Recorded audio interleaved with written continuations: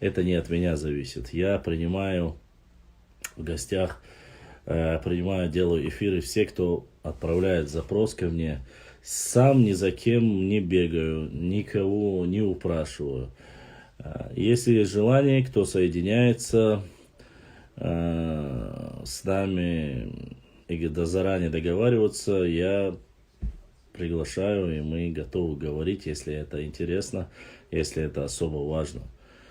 Тематика может быть не только обязательно в историческом плане, она может быть и в другом формате, поэтому это не от меня зависит. А Панкисер Султан, мы друг на друга подписаны.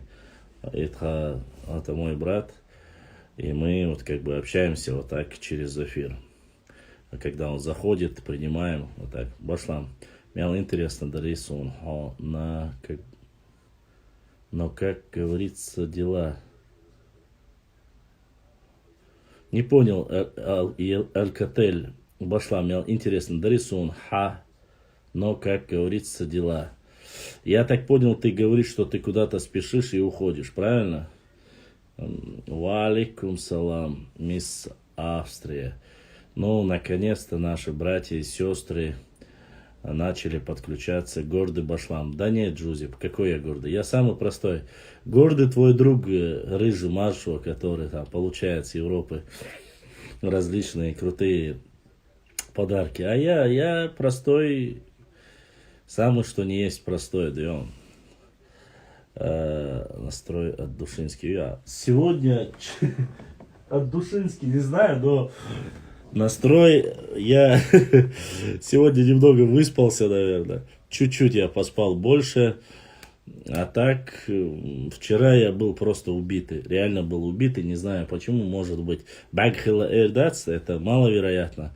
Мы не настолько и красивые, чтобы так. Но вчера было всегда плющило мне. Реально плющило.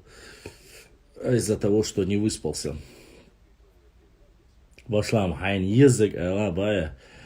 Ай 177 817. Аллах дал сейду аль-хаузендер. Эльча хазхиясу. Я тоже, вот потому у нас с тобой нет друзей. Нет друзей с Европы, которые шлют парфюм за 300 евро. Истории, за Башлам. Историю, конечно же, мы будем говорить об истории. Вне всякого сомнения, период. Вот сегодня я поговорил со своим старым сокурсником Виводент. Воша, она держится, вот честно скажу тебе, Воша, ей, как говорится, теперь пока очень нужна именно по твоей профессии поддержка, но сейчас, как я смогу, цуна именно по твоей профессиональной работе, я боюсь, что дальше уже чуть посложнее мне будет. А так она держится как может, конечно. Доброй ночи, Башлам. Доброй ночи, Шебзухова. Приятно видеть моих братьев карачаевцев, черкесов у себя в эфире, адыгов, черкесов, одно и то же, знаю сразу. Поэтому этот парфюм Румыния разливает по 5 евро. Я этого не говорил, ты сейчас, Маршу, хочешь сделать этот факт. Дай Аллах, чтобы 300 евро стоило или 400, мне без разницы. Честно сказать, у меня парфюма нету, но я не настолько, как говорится, на это делаю акцент. Хотя, может быть, и стоило. И не такой старый, как сказал один очень умный кабардинец. Что бы было бы, если бы не было бы. Может, подгонишь нам с Башламом? Джузи. Джузи такой прямой ход, хук справа, хук слева, прямой нокаутирующий удар. Ладно, продолжим, как говорится, свой эфир. Да, конечно же, вне всякого сомнения, мне бы хотелось сказать, что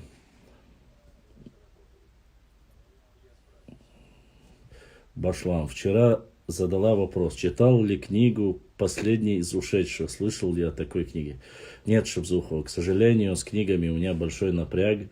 Я заказываю интересные книги, которые попадаются, но они крайне редко попадаются. Мне вот сейчас, по крайней мере, обещали книгу о как раз и черкесах, и навчийцах, о нас, вот, древнюю историю, касающуюся нас, постараемся. Я надеюсь, что я смогу набрать нужную сумму, заказать ее. Я заказываю книги. Если эта книга историческая, то такой у меня нету. Я весь материал потихоньку заново набираю. Во время 2 войн все библиотеки, в основном, которые были у нас, они сгорели. Война была, не до книг было, честно сказать, и не смогли многие спасти. Люди думали о том, как спасти жизни. Поэтому, не мне вам объяснять, потому что я знаю прекрасно горечь депортации, горечь войны во время Кавказской войны, насколько сильно она была у черкесов. Поэтому не мне вам объяснять, каким образом и насколько трудно бывает во время военных действий все это пережить. Заказываю у разных Марина Гукежева. Заказываю по-разному. Многие выходят ко мне в директ, скидывают карты, книги, показывают, говорят, вот это здесь продается. Если кто-то там может подарить, говорит, я тебе подарю. Правда, из тех, кто обещал, что подарит книгу, дошли только 3 книги, но оказалась одна из этих книг просто великолепная. Она очень редкая, кстати, напечатанная в Кабардино-Балкарии, в Прохладном, если я не ошибаюсь. И по-разному. Те люди, которые у кого есть свои личные библиотеки, кто проживает за пределами нашего региона, в Казахстане, где-то в Европе, вот по таким местам, как получается.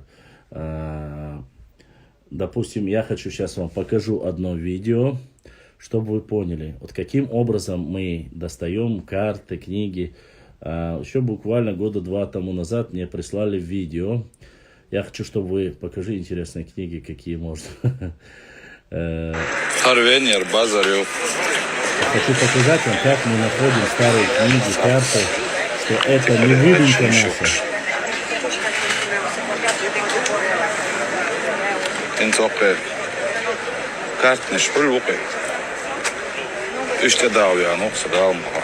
Ихи нашу перецрядя. Синтео, она. Шире картнеш, тут цинга.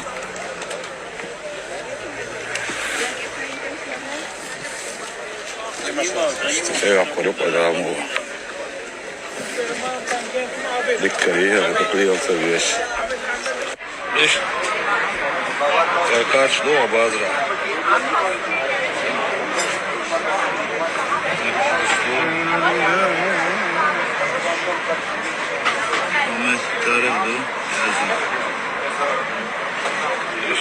Карту. О, как иду. А вы вот он нагадывает. Теперь.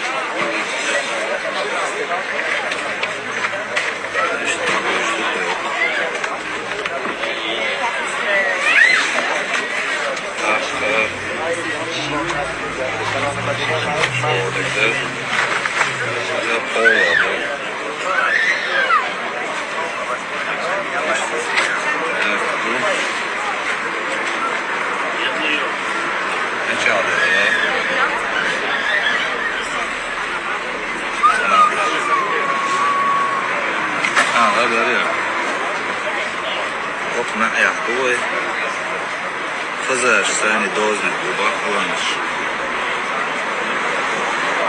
Церковь.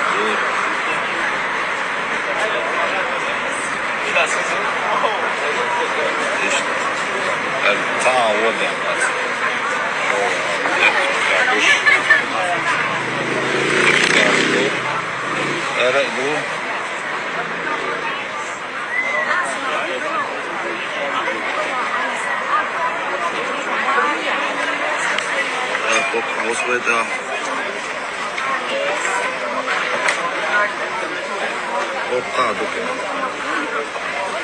чеченцы.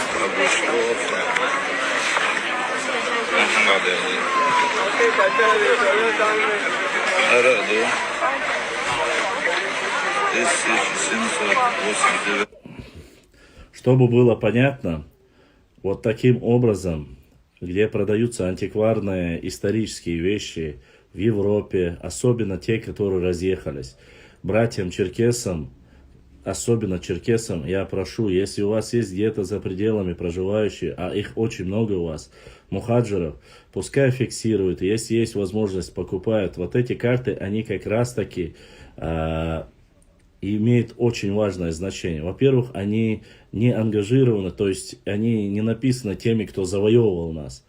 Они со стороны, как от третьего лица. Понимаете? Поэтому вот на этих картах и 14-го есть и Черкесия, есть и Чечня, и разные названия. И как раз таки эти карты особо важны для нас. Почему? Потому что европейские картографы фиксировали их. Эти карты 17, 18, 14 века, я их выкладывал, кстати. Это оригиналы, это не копии. Не будет никто упрекать адыгов или ногчи упрекать и говорить, это вы, ваши блогеры, нарисовали. Эта карта на самом деле не существовала. Ее вообще не было. Это чеченские, черкесские, понаехали сюда с Урарту, у них не было ни земли, ничего. Мы здесь были, мамонтов пасли, а вы пришли и рисуете вот эти фальшивые карты. Вот так они говорят. Чтобы вот этого не было, мы должны, где бы кто ни находился, по мере возможности, Австрия, Германия, Франция, без разницы, нам нужно фиксировать, нам нужно покупать, нам нужно фотографировать. Там есть дата, там есть компания, кто написано, кем написано, все это есть. Только таким образом можно собрать материалы. Есть очень скудные материалы, которые есть в архивах, где-то в загажниках, которые, конечно же, по мере возможности нужно покупать, или они очень дорогие. Возможностей нет. Допустим, у меня, хоть я веду исторический блог, у меня нету таких возможностей. Мы потихоньку собираем везде по всему миру. Информация к нам доходит точно так же, вы знаете, многие информация доходит и с ближневосточных стран, которые, как говорится,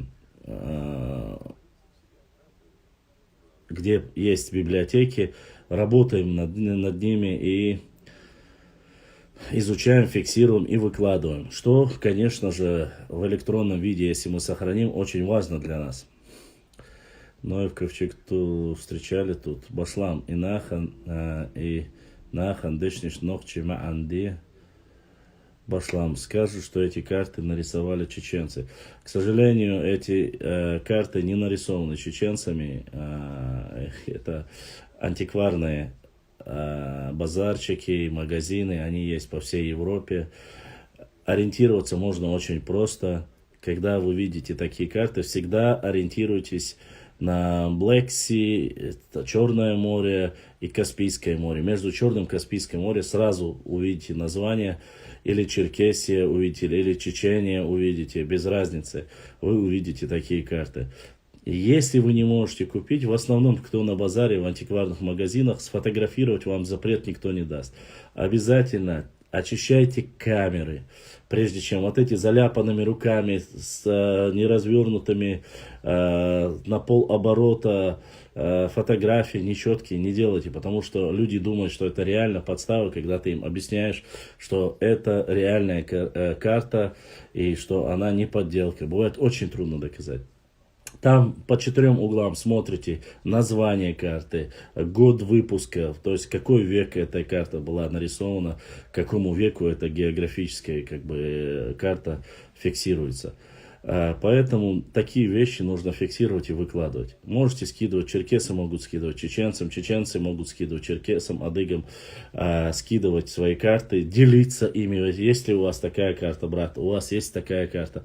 И фотографии, допустим, все больше и больше мы начали находить даже картины, гравюры европейских исследователей, которые там фиксировали черкесов, фиксировали в своей форме национальной, или там чеченцев, нахчи фиксировали. Это все нужно собирать потихоньку. Вместо нас, нашу историю, никто не будет собирать. С учетом того, что мы были во времена царской России самыми непокорными и ненавистными народами, которых и переселяли на Ближнем Востоке по всему миру, и воевали, и заключали договора, и разрывали договора, и опять заключали договора. Все это, и войну делали, все это, через что мы прошли, наша история, она богатая. Но все, к сожалению, нужно собирать по крупицам. Люди, которые в основном воюют, им писать некогда. Фиксировать некогда. А победительница, в данной ситуации победительница это Россия, Российская империя, она фиксирует документы именно по тому формату, который им выгодно и как им это хочется. Само собой, делая на этом ошибки, ну что поделать, достоверных источников редко мы находим, приходится вот с контекста брать какие-то слова и понимаем, что есть нагромождение, что есть ярлыки о наших народах, а что есть правда. К сожалению, большому о адыгах, о нахчи, когда пишут, у нас наше что-то родное передается именно через фольклор. Легенды, фольклор. Но снова же мы не записываем это. Ни адыги не записывают, ни нохчи не записывают. Мы просто запоминаем. Я слышал, бабушка сказала. Нет. В данной ситуации обычно рассказы бывают не такие большие. Сегодня есть электронные носители. Взять камеру, сказать бабушка или дедушка, дядя. Расскажите на камеру, зафиксировать, а потом спросить его имя, возраст, селение, сказать, это полевой материал, там дедушка, там, я не знаю, Рамазан, которому там 90 лет, 60 лет, он услышал с этого селения, зафиксировать этот полевой материал и выложить его, прикрепить его к истории адыгов или прикрепить к истории нохчи народа. Вот так потихонечку набирается материал. Само собой, есть и еще археологические раскопки.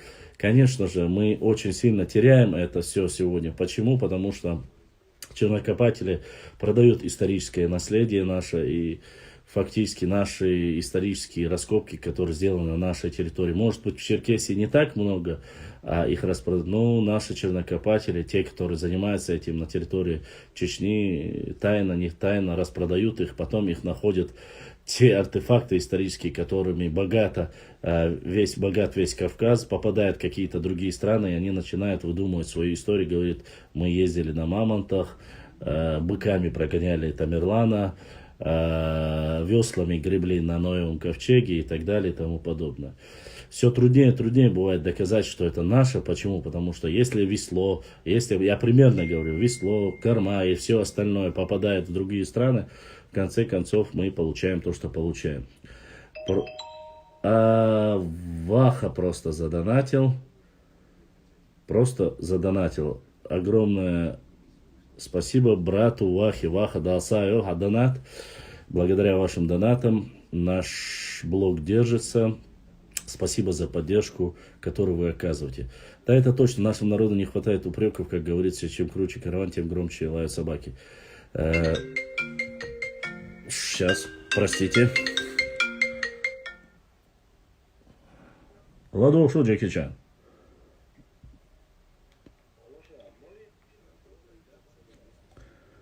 Бутовский, да, Цонцерга? Бутовский дуяла?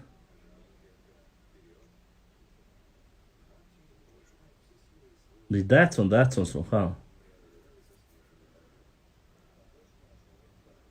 Дико, ха. Тут я холи, сказал. Да, икенек дон, и Датсон. Пластмассовый, и коробка чухал дизель, азам, тяхца. Но хама, так все. Укара хазайн, гола хиттек. Ну, حاج عشان لا شربت حاج حالا سونتا اسطنبول حاج ويوتيجا شيخ حاج حنقول أخيتك دي عموي عندي شوات صار да, царь хажан, давай. Я должен специализироваться по ходу по всем областям. Когда что-то даже покупают, тоже дозвонят мне. Нет. Нохчи тейп аларо, он не нордеец. Насколько я знаю, не был он нордейцем. Чистокровный нохчи, аларо, так что я это, как говорится, знаю это. Просто есть люди, которые подвергают некоторые вопросы жесткой критики, и он один из таких людей. Поэтому тут ничего нет. Нарнейцы, Ватшун. Поверьте мне, нарнейцы, они своеобразные, у них чердаки сразу. Бошлам сунд, ирдана, тирли, цамо, граффити, цейла, пока. Вас обордила, шохо. Прошу прощения сейчас. Да. Йоу.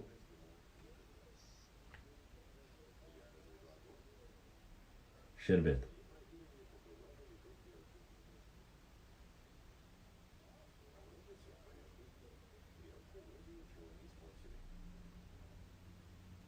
حين حاجة ها حين حاجة حين ولا خيطك هيتا давай.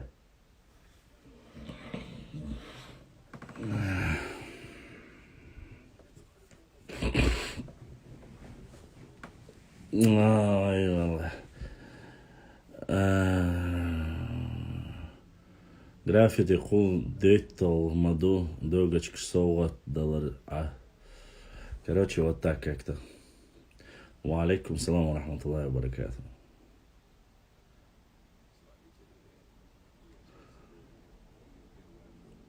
Вудер, карт Самуэль, ночи вон, алро. Ой, ваш войс. Привет. Кто-то задонатил. Кто-то задонатил. И я не знаю даже. Без сообщения просто задонатил кто-то. Но в любом случае огромное спасибо. Кто бы это ни задонатил, огромное спасибо. Дай Аллах вам здоровья, и чтобы приумножились все ваши...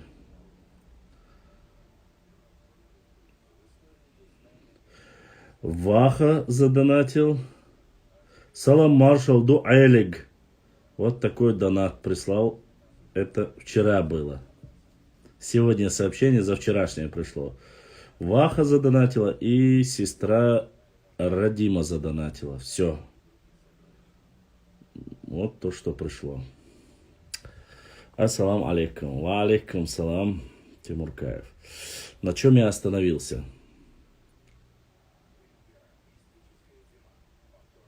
Я где-то остановился, и на чем я остановился, сбили уже миллион раз, я даже уже и не знаю, что сказать, где я был, какую тему обсуждаем.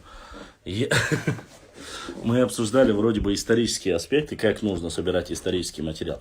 Да, по книгам я вам сказал, что книги, конечно же, книги собирать намного проще, если вы ориентируетесь по профилю. Если вы ориентируетесь на древнюю историю, конечно же, все, что касается Уральского царства, Древний Ближний Восток, Шумерское государство, Албанское царство, ориентировочно на эти рассчитывать нужно, если по древности вы ищете. А остальные, ну, честно скажу вам, Кавказская война, материал, конечно, очень расширенный, но использовать его во всех... намного проще искать карты, чем книги, которые вас интересуют. Очень мало книг про шейха Мансура. Возможно, в Адыгее и в этой области есть побольше. Рустам, Башлам, тебя и нет. Моя мать живет в селе. Я живу в городе Грозном.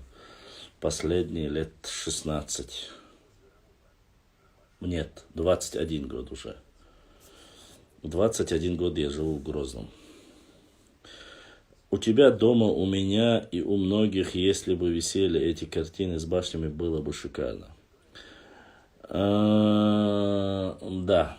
но, вы знаете, к сожалению, книги, не то что книги, алро, Оша, я заказал, на меня вышел вот этот человек, который делает карты.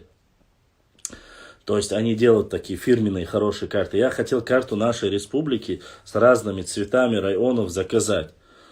Просто на бумаге заказать хорошую, качественную карту. Я хотел фон сделать для наших эфиров, чтобы сзади была красивая карта. Ну, 1,20 м в длину и 1 метр в ширину. Я хотел заказать карту. Мне сказали, что выйдет 4700 рублей без доставки. Не на нашей территории, это даже не из дерева. Это просто карта современная. Хорошая глянцевая карта уходит 4700 где-то. Ни баннер, ни фуфло, в рамке хорошая карта. Уходит 4700. Это без доставки. С доставкой там 300 рублей добавляется. И это только карта одна стоит. Старые карты стоят за 150-160 тысяч. Круто, круто, Рустам. Это круто. Допустим, книги, хорошие книги.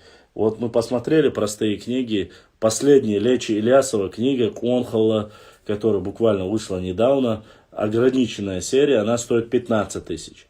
Книга Сигаури, переделанная, там уже объединена в 2 тома, стоит в пределах, ну, мне сказали, один мой знакомый брат с Норвегии, он сказал, что ему подарили, она выходит 170-180, ну, в пределах 200 евро выходит. Он говорит, там он ее купил. Где это, я говорю именно о полных томах. А что касается вот этих суперских книг, которые чеченские герои или такие цветные, очень пафосные, они вообще стоят очень дорого. 25-30 тысяч стоят книги. Простые старые советские книги, там брошюры, там Берже и так далее, тому подобное, не переиздания. Их, конечно, можно найти там за 1000 рублей, за 500, за 700 рублей, как наткнешься. А так это очень... Да, Шибзухов, Конхола это кодекс чести, как и у вас абхазов. Ой, абхазов, говорю, адыгов. На английском трудно, Рустам, на английском, но перевод делать нам очень трудно придется. Многие слова нам, конечно же, желательно русскоязычная версия. Рустам, вот это было бы круто. Русскоязычная версия очень. Я уверен, что в Германии, в Австрии, вот на таких рынках, где проживают наши, во Франции, где ставят вот эти взрослые люди книги, там продают на базарах, антиквар продается, вот в этих местах можно найти очень много интересного, потому что европейские исследователи очень много работали на Кавказе. Если мы понемногу соберем, то это, конечно, было бы великолепно. Башлам, в виде книги известные чеченские люди, как это называется, но видел, они очень дорогие, Ваша.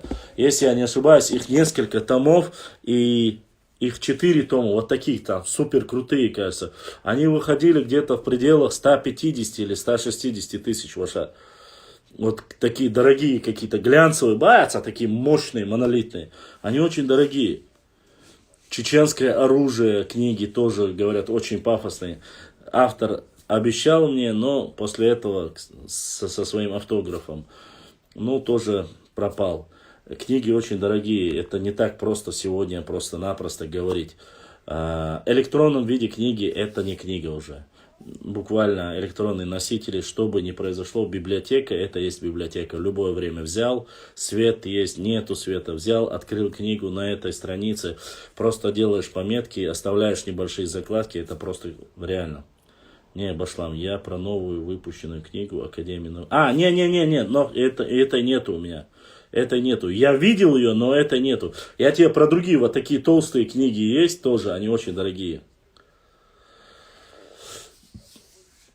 Граффити, где? Ола, граффити, Ваша. Донат Хой пропали, Ваша. Ты пропал.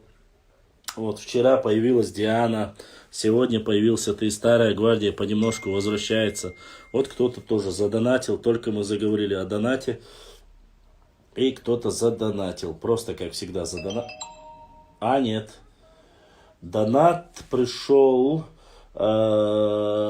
Салам Маршалду от Аслана с Мичурина.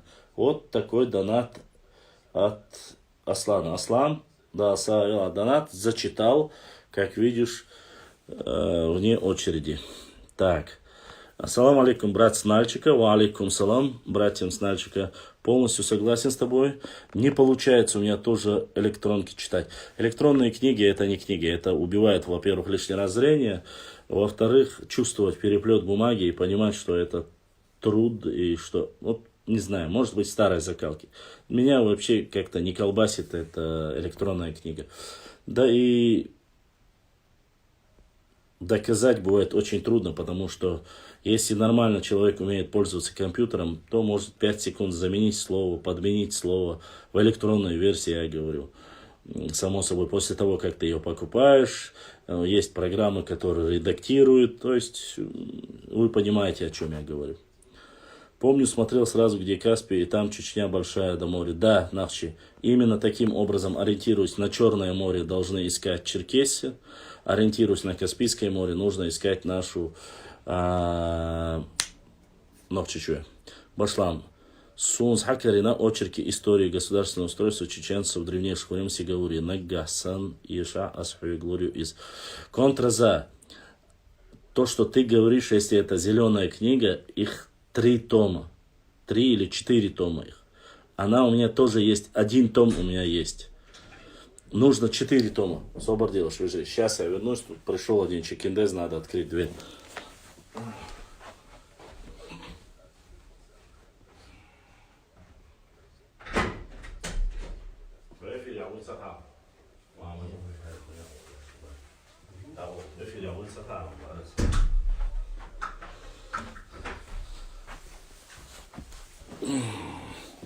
Вот, поэтому это 4-томник. Эта книга 4-томник. И нужно или все, чтобы были. А новая версия, там всего лишь 2 книги, и она уже включает все в себя полностью. Свет Хамса Нешу. Хаялер. Дядь Кавяри. Так. А он сарбяки за она сада айдо. Вон что кячерё. Башла. Так вот, от какого Мичурина?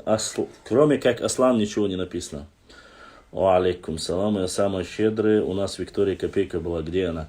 Не знаю, Виктория Копейка давно не... Да какая она щедрая? Она вечно присылала 1 копейку. Это из-за 1 копейки. Мне уже даже немножко бывало стыдно зачитывать. Но поскольку у меня правило, что кто бы ни присылал донат, я зачитывал. Поэтому... Сайду. Так. Крутя, хорошо. Алейкум салам.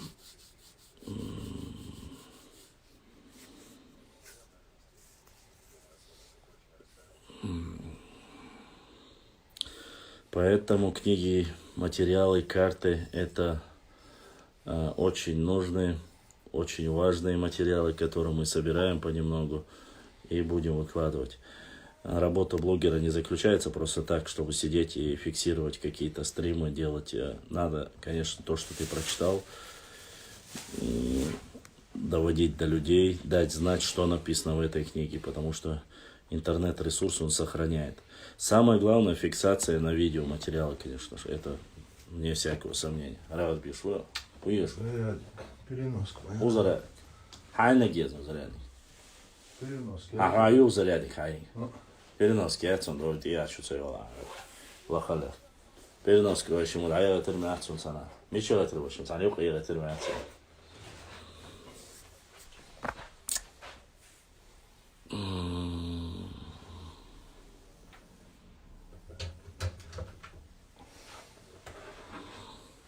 Короче, барахлит у меня клава.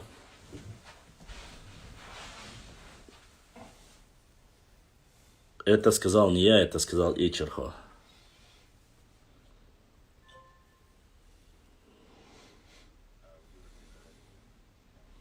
Вот так вот.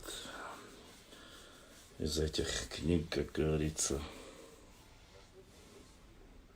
Башлам, вот расскажи, пожалуйста, о каких-то традициях чеченских или что такое мне, как не чечен. Ну, не знаю. Да, я видел, Рустам, это видео, где упоминается в Торе. Ну, он каббалист, а каббалистам я не сильно доверяю. Это люди все-таки такие потустороннего взгляда. Это то же самое, что верить колдунам. Это такая вот тема очень острая. Что касается по традициям. Традиции нашего народа, вообще кавказских народов, в основном они, конечно же, совпадают. Есть сильные традиции, есть более мягкие традиции. у нас культ отца, культ мужа, очень патриархальное общество, и оно очень сильное. Поэтому есть некоторые традиции, которые многие вообще не понимают, и как могло так. Допустим, по нашим традициям, ногчи традициям, никогда в жизни нельзя, когда приходит сосед, или взрослый человек и тому подобное, или родной человек, даже двоюродный брат, чтобы взять собственного ребенка, там, играться с ним, ласкать его, там, обнимать его. Такого у нас категорически нельзя, запрещено. Никогда в жизни такой отец не делает. Мать, конечно же, сразу подбегает, убирает от отца ребенка, не позволяет приближаться в присутствии там, любого человека к себе. Даже это касается даже, если даже пришел твой сверстник, допустим, как в данной ситуации ко мне пришел гость, или мой брат, там, даже перед ним брат имеется в виду, непозволительно, конечно, себе такие вещи делать, играть с ребенком, там, ласкать его и так далее и тому подобное. А в этом плане играет огромную роль, конечно же, жена, сестра, там, мать, они сразу же убирают детей, отводят в другую комнату. Во время трапезы и во время присутствия, когда приглашают домой, накрывают стол, женщины никогда не садятся за стол, само собой, с дома. И они минимально задействованы в общении, когда приходит гость. То есть они накрыли на стол, функция, все, они уходят, и их не видно. Гостя сажают от двери дальше во главе стола, ближе к углу стола, подальше. На это есть, как говорится, на это есть особые правила. Кстати, это правило я описывал несколько раз, и оно, кажется, есть и у японцев тоже. Почему от двери дальше всего сажают гостей? В первую очередь считалось и считается, что кто бы ни зашел в этот дом, первым, кто должен принять бой и не позволить тронуть гостя, это должен быть хозяин дома. Поэтому он сидит, чтобы отразить первый удар и нанести ответный удар в любое время, чтобы защитить гостя. Его сажают дальше, а сам садится у дверей или ближе к двери. Это раз. Во-вторых, что касается обслуживания. Не каждый допускает обслуживание. Давайте я сделаю вот так. Чуть-чуть отдохните, пускай ваши пальцы отдохнут. Я чуть погодя включу комментарии. Не все тоже допускают в наших традициях, сейчас особенно с появлением ислама еще усугубились, усугубились неправильно сказать, более консервативными стали правила обслуживания. Если придет гость, даже не допускаются жена и дочка. Если есть в доме сын, который может накрыть на стол. То есть мать, сестра готовит, передает, и сын сам приносит все, ставит на стол, пока отец и его гость трапезничают, разговаривают, никогда не вмешиваются, если не скажут, никогда не садятся за один стол с отцом, какого бы возраста он ни был, пока есть гость, пока есть отец, сын или рядом, все приносит, отдает, или же отдал и ушел. Никаких вмешиваний, криков, излишнего ничего такого нету. То есть правила, эти традиции, они идут уже тысячелетиями. Тот, кто их соблюдает, конечно же, более их называют консерваторами. Честно сказать, в основе своей точно так же в редких случаях не допускается. Я понимаю, как бы на это не смотрели соседи, дикое варварство, но у нас под ручку муж с женой не ходят. Таких традиций у нас тоже не было никогда. Муж всегда шел спереди, жена шла позади. Или в любом случае, когда там отводит ее домой и так далее и тому подобное. После заката солнца выпускать одну девушку на улицу категорически запрещено. Я говорю, ряд перечисляю. После заката солнца, то есть темное время суток, без разницы, даже на 5 минут зашел, вышел, если есть в доме мужчина, то мужчина должен, и само собой там. Тут уже сплетаются, и, конечно же, в нашу жизнь, на жизнь ногчи, как и адыгов, я думаю, без ислама никак, и тут еще и традиции ислама. не позволяет нам выпускать женщину и так далее. Само собой, никогда в жизни не позволительно оскорблять женщин, дотрагиваться до чужих женщин, какой бы национальности она ни была. То есть достойный горец, достойный ногчи никогда в жизни не трогает чужую женщину. Максимум, что он может там сказать, там грубо пресечь ее, или же сказать: с тобой мне говорить не о чем, если у вас есть мужчины, пускай твой мужчина или ваш род кто-нибудь свяжется, и мы разберемся. Такие случаи были. А так, без разницы, если вы думаете, что там ногчи относятся к своим женщинам хорошо, а к чужим плохо, такого нет. По сути, я вам говорю, если вы спрашиваете о традициях и о датах нашего народа. Есть самые простые, элементарные даты.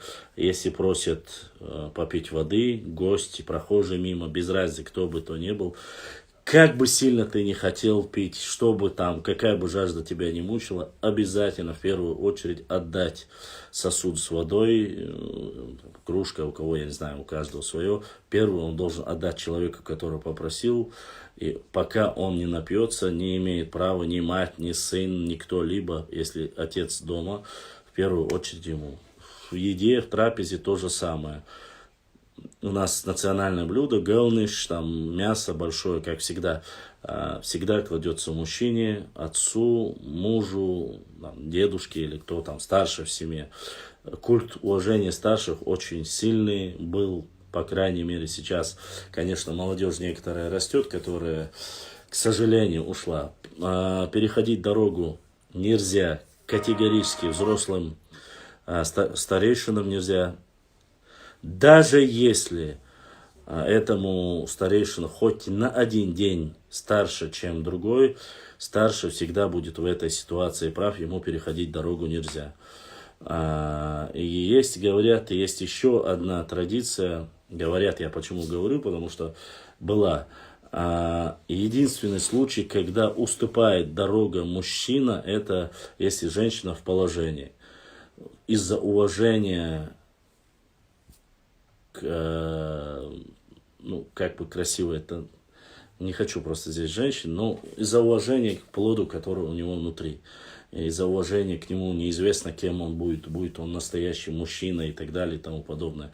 Из-за этого даже старики пропускают, есть в традициях, что пропускают женщину в данной ситуации, то есть имеет право она там как бы быстро пройти, потому что мужчина. В присутствии взрослых младшие не сидят. Зашли автобус, маршрутка, без разницы, заходит старшие, младшие все встают в один рост, пока не сядет взрослый мужчина или взрослая женщина. Без разницы, бабушка, дедушки, если зайдут, там это не обсуждается. Твое, не твое, это как бы элементарные простые вещи.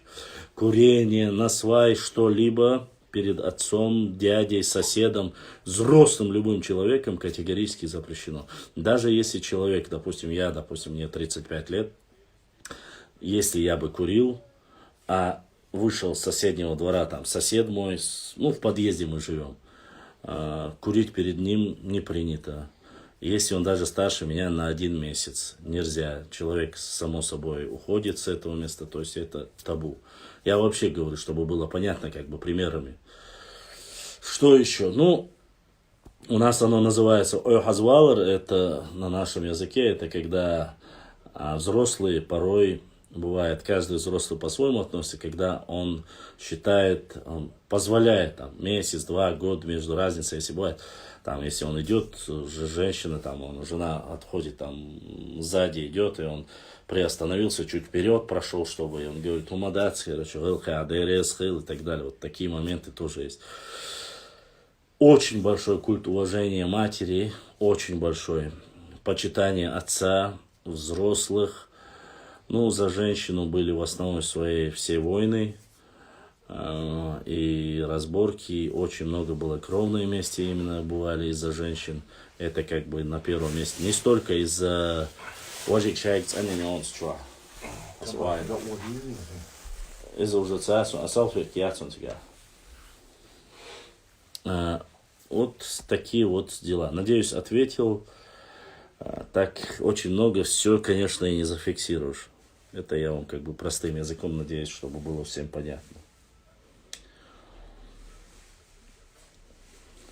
Если говорят культ женщины, ну вы должны понимать, здесь еще и зависит от географии. Очень большое значение имеет географическое расположение нашей Родины. Горная часть, откуда вышли все нахчи, там все намного традиционнее и консервативнее. Консервативнее, то есть там намного жестче, чем в предгорье. В предгорье чуть уже идут послабления. Дальше плоскостные территории, то есть дальше уже за Терек или так далее, в то место. Это не говорит, что там отказываются от традиций. Нет, конечно же, там тоже соблюдают традиции. Но бывает уже не так, как в горах. В горах очень суровый климат, и люди намного суровее. Там соблюдение правил лучше, как говорится, за это, конечно, можно лишиться многих вещей, в том числе и жизни. За убитого мужчину полагается один мужчина, за убитую женщину полагается двое мужчин, чтобы вы понимали. Это, конечно же, вот тоже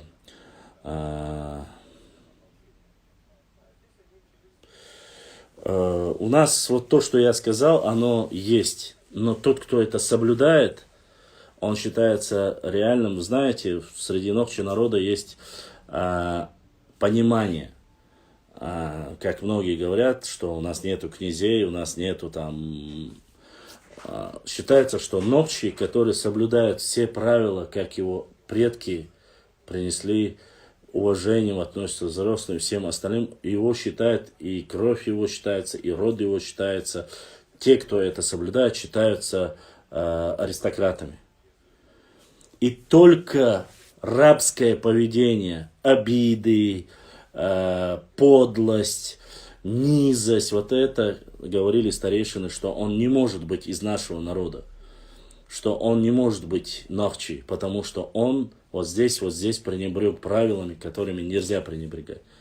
Вот из-за этого и получилось понимание, некоторый термин появился чеченоговорящий. Потому что современная культура очень многое вносит. Молодежь сейчас сидит в интернете, смотрит различные ролики, фильмы, делает себе, ну, допустим, категорически запрещено было носить длинные волосы, и не было в традициях чеченских носить длинные волосы, там, я не знаю, там, битломаном быть или ирокез делать, такого категорически нельзя, не допускается. Во время носили короткую стрижку, и это было присуще. Потому что в любое время, во время военных действий, чтобы человек был более неуязвим, имеется в виду, потому что если схватить за волосы во время драки или чего-нибудь, может проиграть.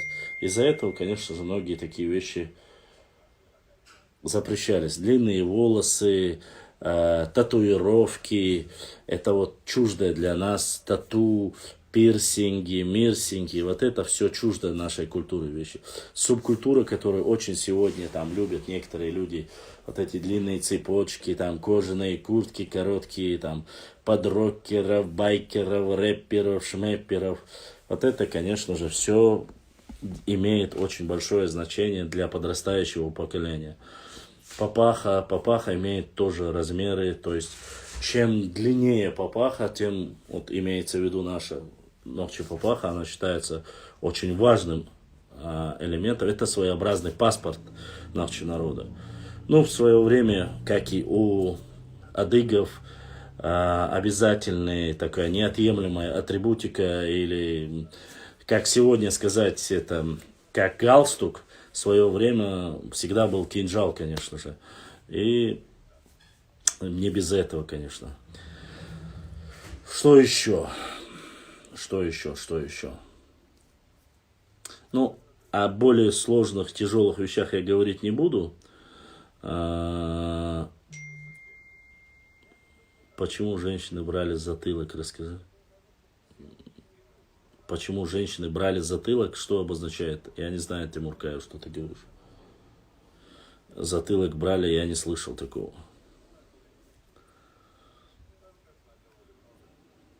Да, считалось, что длинные папахи наши национальные считались, это был нашим национальным, а вот короткие считали, что они были в основном у сюли, дагестанцев. Ну, дагестанцев все не надо говорить, аварцев конкретно.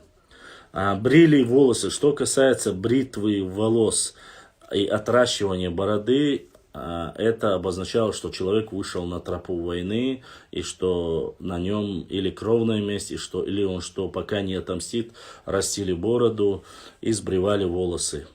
Это тоже было. Не знаю, насколько это или из ислама, но фактически традиции такие были. Брили. Женщины брили, я не слышал. Я про вот такие вещи, брили или нет женщины, я не могу сказать однозначно, потому что женщины, традиционные наши женщины, я говорю до Кавказской, вот период Кавказской войны, всегда и кабардинские, адыгские, и черкесские, и чеченские, нохчи женщины, и адыгские женщины, включая всех на Кавказе, были очень укутаны. Невозможно было понять, что они лысые, не лысые. Такого я не слышал, честно сказать. Они были очень сильно закрытые. Сегодня, если бы такое делали бы девушки, их бы назвали, конечно, я не знаю, как бы их назвали, но они были по всем историческим источникам, они очень закрытые. Мужчины не позволяли себе даже открытый ворот. То есть до самого вот кадыка мужского всегда были закрыты короткий рукав. То есть сегодня в футболках такого мужчины себе никогда не позволяли в те времена. Это сейчас уже спортивные футболки или рубашки, короткий рукав, не короткий рукав, штанины высокие. А там в то время нет. Обязательно, обязательные у каждого мужчины считается от 15 лет до 60 лет, это ремень. Ремень был самым, это вот как бы вам объяснить, это как оружие для мужчины. Ремень был не пояс, ремень он называет, пояс называет. Считается, что в 15 лет завязывается, в 60 лет уже можно без пояса ходить, это 2 времени. Почему, я объясню.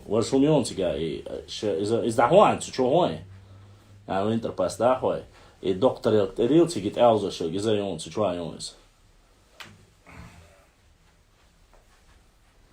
Так, минуточку, подождите, я сейчас приду.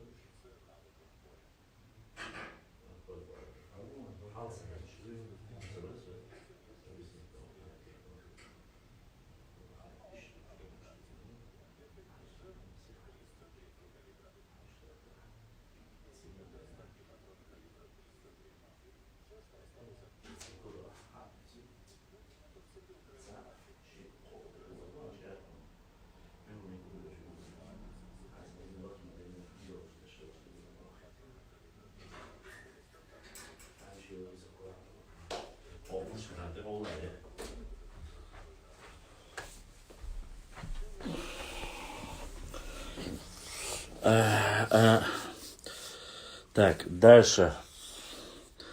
Что же дальше? Где я остановился? Да, насчет танцев, тут, конечно же, есть по традициям немножко расхождение, но это отдельная тема по танцам. Само собой, вы увидели, во время танцев бывают рукава длиннее общего размера, чтобы не было кисти руки. Для чего это оставляется, тоже есть особое правило, которое входит в состав традиции нашего народа. Специально длинные рукава оставались для того, чтобы во время танцев, каким бы ни было образом, чтобы не задеть девушку, у мужчины закрывались, конечно же, руки и ладони, чтобы не дотронуться никаким образом во время танца, не дай бог. И вот эти движения, типа вот так там, обнимания современных лезгинок, этого никогда нельзя. За такие вещи могли, конечно же, убить. Такое не позволялось во время танца. Не позволялось во время танцев приближаться на слишком близкую дистанцию. Не считается стыдным и постыдным, чтобы во время танца высокая девушка или низкая девушка провела над парнем руку, там, когда они крутят, чтобы проводили над головой мужчины. Ни в коем случае категорически этого делать нельзя. Само собой, трогать папаху мужчины на голове, если он сам ее не снимает, считается убийством. То есть за это убивали, если кто-то снимал или пытался тронуть с твоей головы папаху. Это тоже каралось смертью. Ну и таких вещей, очень много. И всех не перечислишь, традиции очень старые, очень сильно оберегались. И, были, конечно, и нововведения, валейкум салам, но нововведения, они потихоньку уже изжили из себя и уходили. Вот, кажется, потихоньку я затронул. Была еще одна традиция, о них очень много говорят, и есть и в фольклоре моменты, когда во время, если даже кровный враг забегал во время, были башни, как вы знаете, у чеченцев очень много башен было в горах. Проблема в том, что многие уничтожены царскими властями, имамом Шамилем, потом в Великую Отечественную войну, во время депортации многие уничтожены чеченские башни, во время Тамерлана уничтожались башни, потом по возвращению во время коллективизации разбирались эти башни, строились различные фермы. Доказательства всему есть в каждой книге, многих книгах советского периода. Были многие башни жилые, боевые, полубоевые.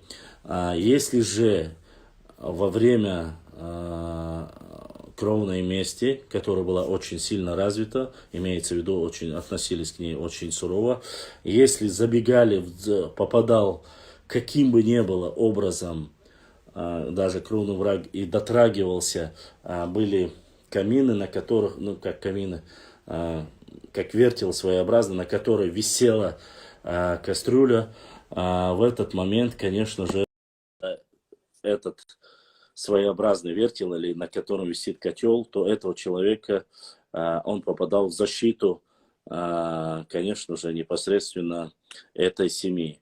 И там определенно нельзя было сделать.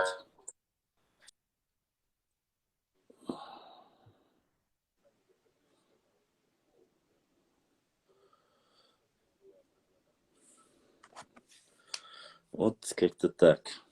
Я, по ходу, пока говорю что-то свои темы, отвечая на вопрос, Башлам, выкинь. Я не видел, послушай, Галга, я тебя вчера по просьбам, хотя оставлял, вчера тоже наши...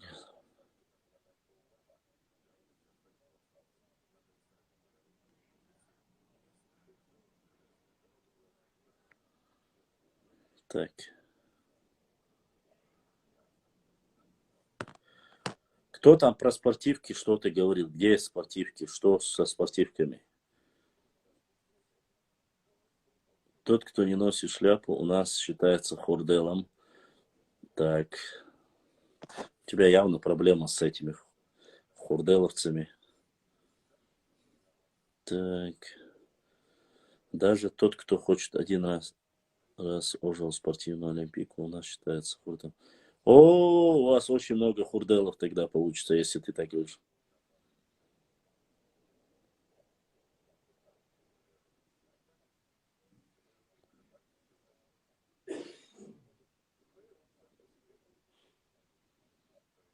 Ладно. Продолжим. Комментарий, гушьяц. Заур гушу башлам. Свинью за стол, а она и ноги на стол.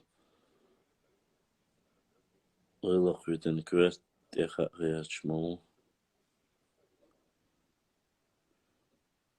Мича сон гуш мова цока вижре.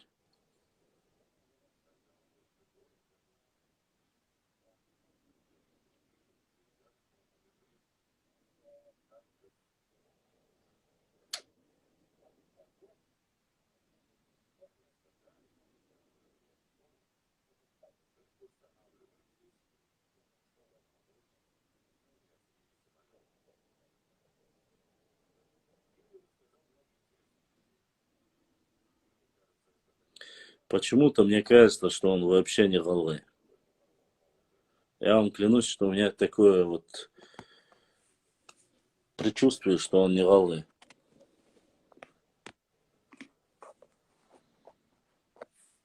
Я думаю, что просто зря вы вообще обращаете внимание. Не обращайте внимания, если будет хоть одно оскорбление, я его отправлю в бан. А так не обращайте внимания.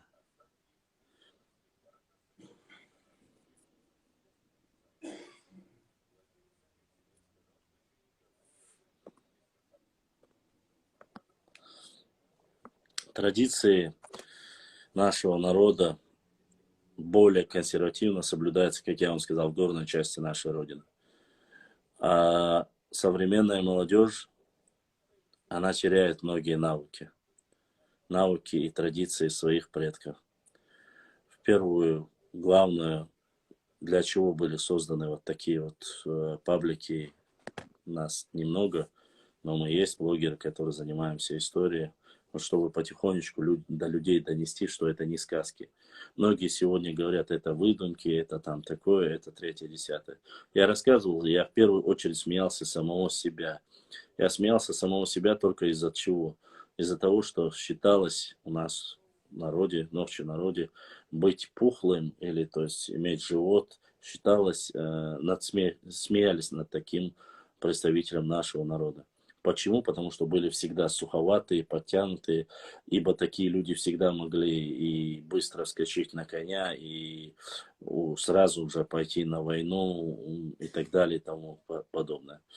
А люди, которые, были полненькие, как медведи, неповоротливые, с них смеялись. Конечно, их не оскорбляли, само собой, но смеялись. И в наших традициях это то, что быть пухлым. Речь не идет о заболевании, болезни, снова же, я прошу не путать. То есть в то время, честно сказать, людей, так сказать, в кавычках, зажравшихся людей было меньше и меньше, не было фактически. Люди всегда, во-первых, горцы, они были суховатые и потянуты, потому что очень сильно сжигаются калории в горной местности. Воздух чистый, подъемы, спуски, вечные физическая такая нагрузка, и, конечно же, не было вот этих дряхлых животов, фитнес-клубов, обтянутых там маечек, футболочек, бицухи там, эти химия всякая, вот таких вещей, конечно же, не было. Это все считалось позором и насмешкой. Это вот сегодняшний наш минус. В то время подтянутость, четкость, ремень, то есть пояс, кинжал, папаха, бурка, хорошее седло, хороший конь. Такие вещи были более или менее. А расхлябанность там, сегодня вот так стал, потом вот так стал, там челку сюда, челку туда, эти сделал, как они называются, девушки это делают, глаза красят, как это называется, я не знаю. Это делают, или, вот такие вещи, конечно же, таких не было. Были мужчины-бруталы, реально были бруталы. Многих вещей, конечно, которые сегодня не допускалось.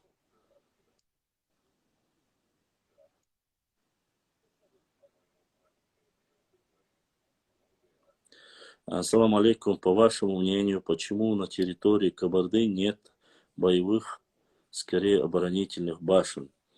Это вопрос от братьев черкесов. Во-первых, на территории Кабарды, вообще я скажу, не Кабарды, неправильно будет сказать, на территории Черкесии, черкесов, адыгов башни были. Были и замковые комплексы. Но во времена Тамерлана, тот, кто не знает историю, должен знать, что первые князья, которые были уничтожены, на которых пошел Тамерлан, это были черкесские князья. И он огнем и мечом сметал все культурное наследие, все, что попадало, сметалось Тамерланом. Вы должны понимать. Их, само собой, ставка его была в Пятигорье, и до Кабарды подряд они уничтожались все, которые входили в состав Иоланского царства. Начиная от сегодняшнего, получается, это Черного моря, Сочи, Адыгея, Майкоп, вот с этой области, и дойдя до самого Дагестана, Тамерланом было все уничтожено. С учетом того, что почему было уничтожено, дело в том, что все вот эти княжества, адыги, аланы и так далее, они были совместно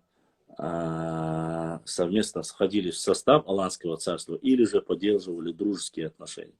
А как вы знаете, Золотую Орду, многие из них имели взаимоотношения с Золотой Ордой. При уничтожении Тохтамыша, который как раз-таки пошел в сторону Крыма, когда за Тохтамышем, уничтожая все оставшееся его войско, пошел Тамерлан, остановился. И дальше, я думаю, вы можете найти в моих записях и текстах найти. Тут разницы нету. Если где-то не указывается конкретно кабардинцы, или я не написал, или черкесы конкретно не написал, если говорится о Пятигорье, что ставка его была там, и оттуда пошло уничтожение, уже должно понятно, что от самого Майкопа, Адыгеи и до самого там Дагестана Тамерлан уничтожал все, не оставляя ничего, стирая. Вы должны понять, горная часть, горная Чечня, особо доставали партизанские отряды предгорья, когда он остановился со своей ставкой у Сунжи, нападали, он лично возглавил карательную операцию против чеченцев. И историки все говорят, что бы ни попадало, башня, старик, дитя, детей, стариков скидывали с обрывов низа, горная часть, она более такая беспощадно, уничтожалось все. Тамерлан настолько был зол на кавказских, там, сказать, ополчения или сопротивления, которое оказывалось ему. Конечно, до сегодняшних дней дошли некоторые историки, которые начинают рассказывать, там, пытаются заигрывать и говорят, вот во время Тамерлан подарил ему меч, ему подарил там танк, подарил ему трактор, подарил за то, что он был таким. Нет, Тамерлан был беспощаден к своим врагам, и не было никакой армии, которая как таковой могла бы сопротивляться ему. Это, к сожалению,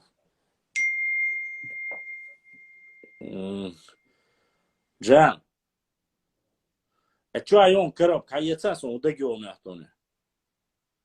Ты тоже молодец, man. Вот поэтому на территории Черкесии, Кабарды нету многих комплексов, которые были там с древнейших времен, потому что считается, что гряда даже не только башен, не только там замков, но даже стены, которые были выстроены. Это была угловой, хаяла, счуахлиан триколор коробки, счуахлиан киета, хамаяла. Триколор очень, триколор что? И он, счуахлиан, сбоку счуахлезан.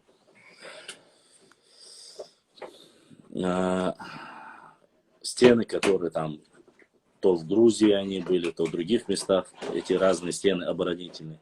Все стиралось, все уничтожалось, все, что можно было. Церкви разрушались, древние, я имею в виду, в древней Грузии, в Армении, и поболее, там, где была более древняя история, где были более огромные там башенные комплексы, они уничтожались. Единственные комплексы башенные, где сохранились, это в труднодоступных местах сохранились. И сегодня, которые свежие башни сегодня стоят, и многие говорят, что они устояли тысячи лет. Конечно же, это неправда. Почему неправда? Да потому что они построены после нашествия Тамерлана. То есть это ближе к 17, 18, 19 веку. Поэтому и стоят. Но во времена Тамерлана у многих, конечно же, башни не сохранились. А если до туда, конечно же, доходил Тамерлан.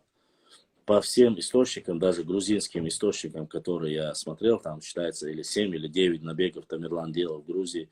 Все, что попадалось, он уничтожал. Поэтому, так, кто-то задонатил. Огромное спасибо за донат. И это. Я не знаю, кто это, но просто задонатил. Ага. От Саида Аргунского задонатил аноним. От Саида Аргунского. Саид Аргунский, Лада Саадуэл. Вот, от Саида Аргунского поступил донат, что, конечно, радует. Что не забывают поддержать. Вот так вот. Продолжаем дальше.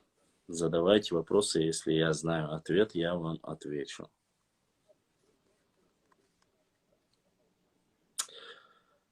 Что там дальше?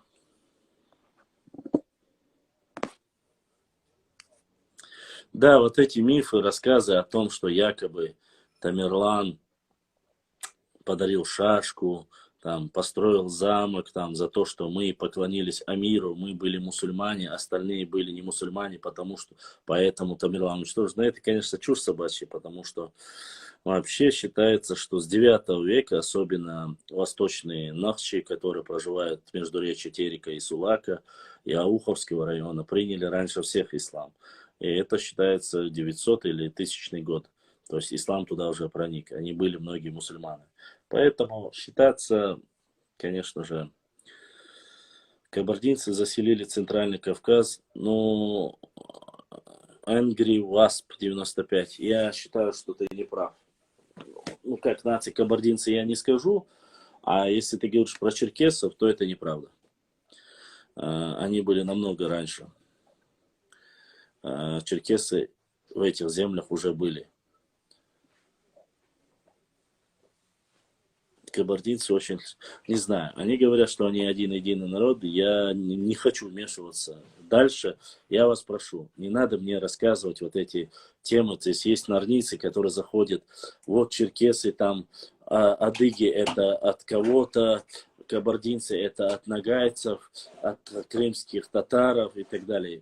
Я вас прошу, не надо мне рассказывать вот эти байки-бабайки. Ну, мне это хотя бы это не рассказывайте. Может, конечно, отличия есть. Еще раз. Ногчи есть светло-русые, есть черные, есть рыжие, есть и так далее. Карцайон. Алло, алло, асгойто. О, свободы. Название. Хотя, ну, я видел. Олимпийский. Я это видел.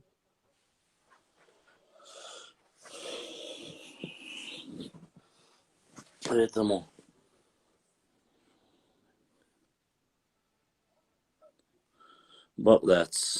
то, что Нохчи приняли ислам 100-150 лет тому, конечно, неправда, это чушь собачья.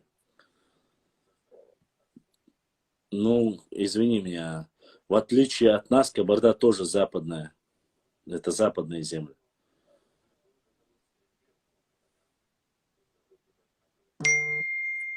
Поэтому я и говорю, мне не надо рассказывать о том, кто такие черкесы, кто такие кабардинцы. Для меня это один народ, они самоопределились, и нам, Нохчи, если ты Нохчи, который это говорит, нам не нужно влазить туда, куда нас не зовут. И я, допустим, даже если черкесы мои братья, и я лично не приму и вообще не допущу обсуждения, если черкесы, адыги, наши братья будут мне говорить, кто такие акоки, ауховцы, и кто такие нохчи. Если они будут говорить, что акоки отдельно, а нохчи отдельно, каково будет нам нохчи? Скажите мне, как будет нам? Или скажут, черкесы скажут, подождите, нохчи, вот вы это нохчи, а в Панкисе живут кистинцы. И вы разные. Нам понравится это? Нет, конечно, не понравится. Кистинцы панкисские это нохчи. Ауховские акинцы или ауховские это нохчи. То, что не понравится нам, то и нравится нашим братьям. черкесы, адыги, кабардинцы. Это один народ. Нам не надо туда влазить. Поэтому для меня это один народ. Я понимаю, есть какие-то политические и другие нюансы, не надо влазить туда.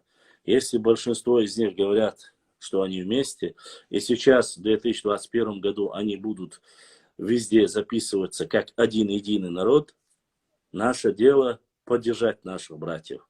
Не разводить фитну и не уходить куда-то. А коки называли в древности, называли одно из наших обществ. Запомните, если вам не нравится, чтобы стирали ваше грязное белье, то и не надо в чужом тоже. Это я говорю моим братьям, моим ногчим братьям.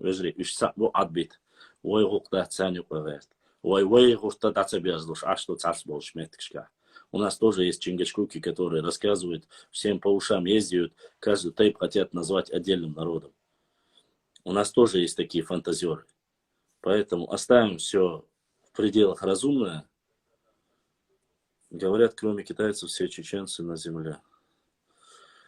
Хэн Лон, я не знаю, что ты там слышал, я говорю про историю. Я поддерживаю братьев адыгов черкесов. Поэтому война квасты уеш, война бусул бвежри уеш, война мастре иштабуэй, бусул больше ауэй, ген боч аш, диасиха багайлен. Цундер ца уешек ца дюч. Атые.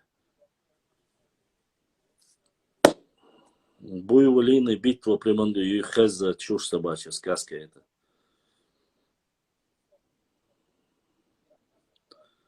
Когда меня кинули за собор, верю, башлам, и Галга сразу фитяла, мегардуй, больной на голову. Оша, исун аята, Аллах вац алхиятсун. Вечера уйти, смеяться, просто вахен читать, приходишь. Вот у меня почему-то так.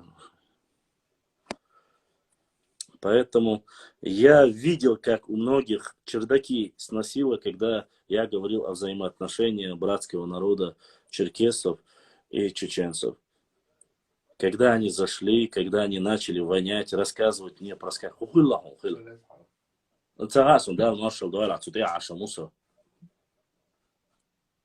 Жимник допник дельния. Вот сюда я асуксует.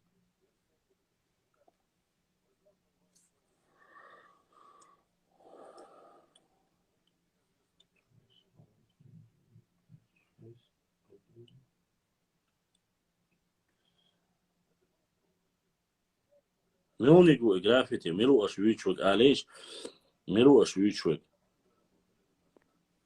Вы сбиваете меня, и я не знаю.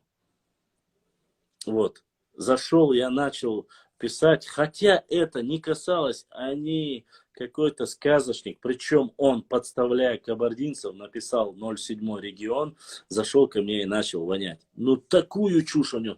Вот ваш, говорит, кандидат, он мне рассказывает о моем преподавателе, говорит, вот ваш кандидат исторических наук сказал, что вы пришли, потому что, знаете, о чем он говорит? Он рассказывает об Урарту, государстве. Мы описывали как раз, там речь шла о том, что уратийцы нам близко родственны. Вот и все. Там теории, там версии. Сказать однозначно мы не можем об этом. И он взял, вот вы пришлые, черкесы пришлые, кабардинцы от нагайцев. И такую чушь несет. Я говорю, что ты хочешь, чувак? Ты мне будешь, мол, никогда не воевали адыги. Я говорю, ты мне рассказываешь, кто воевал? Мне? В какой книге, где вообще ты, вот ты, назови свою, он нацию не назвал. Я его в прямой эфир звал. Потом вылезла еще одна нордийского происхождения, я не знаю, то ли какой нации, я не хочу не обидеть. Я говорю, слушай, я плохого слова про карачаевцев не сказал, про балкарцев не сказал, про нагайцев не сказал. Это мой блог, это моя страница. С кем хочу, с тем и дружу. Мне что, черкесы платят? мне адыги платят, мне кабардинцы платят. Хоть одного человека скажите, чтобы мне дал хоть копейку. У меня и знакомых даже, в принципе, кроме как заочно, никого не было. Я говорю, что ты хочешь, что тебе? Ну вот ты говоришь, что они воинственные, они не воинственные. И это мне рассказывает человек, который за всю свою жизнь, кроме вот этих 2 пальцев, не подымал даже, ничего тяжелого не делал. Я знаю, что у адыгов, черкесов очень богатая культура. Я знаю, что то же самое и у нашего народа. Я не оскорбляю тюркские племена, но каждый тюрок должен знать, что если он попытается сказать что-либо нам, автохтонным народам, что и нам есть что сказать им. А так мы братья, мы мусульмане, и все нормально. Но открывать свой вершок на коренных представителей этого Кавказа, которые здесь живут тысячелетиями, они не знают, что есть даже... А к какой культуре относятся адыги? По их словам, майкопская культура это вообще не относится к адыгам никакого отношения.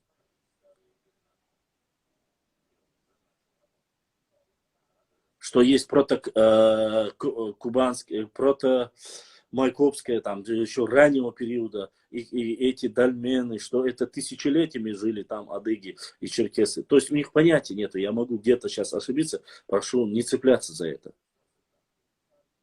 Я ни слова снова же не сказал плохого про другие нации. Я лишь описал, сказал, что этот народ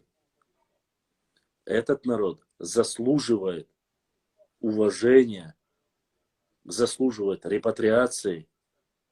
Нет, черкесы не тюрки. Этот народ заслуживает уважения и репатриации. Что у нас богатая история. Что они очень любили нашего национального героя шейха Мансура. И до последних его дней были рядом с ним. С проигрышами, выигрышами были с ним. Что касается, я почему закинул про черкесские седла, про кабардинских лошадей. Послушайте, но если есть официальный документ, где шейх Мансур заказал 20 тысяч седел, для кого он их заказал? А сказано, что он заказал их именно у черкесов. Там же не может быть такого, чтобы черкесы для себя заказывали седла через шейха Мансура. Значит, шейха Мансуром были 20 тысяч его воинов. Это лишнее подтверждение тому, что он с серьезными намерениями, не как рассказывают многие сказочники.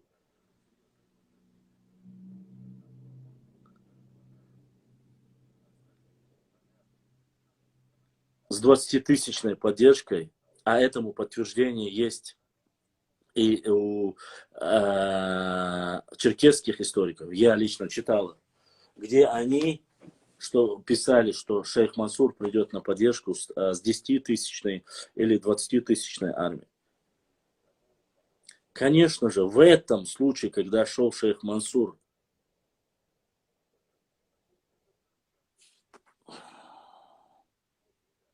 ты меня уже достал, блядь.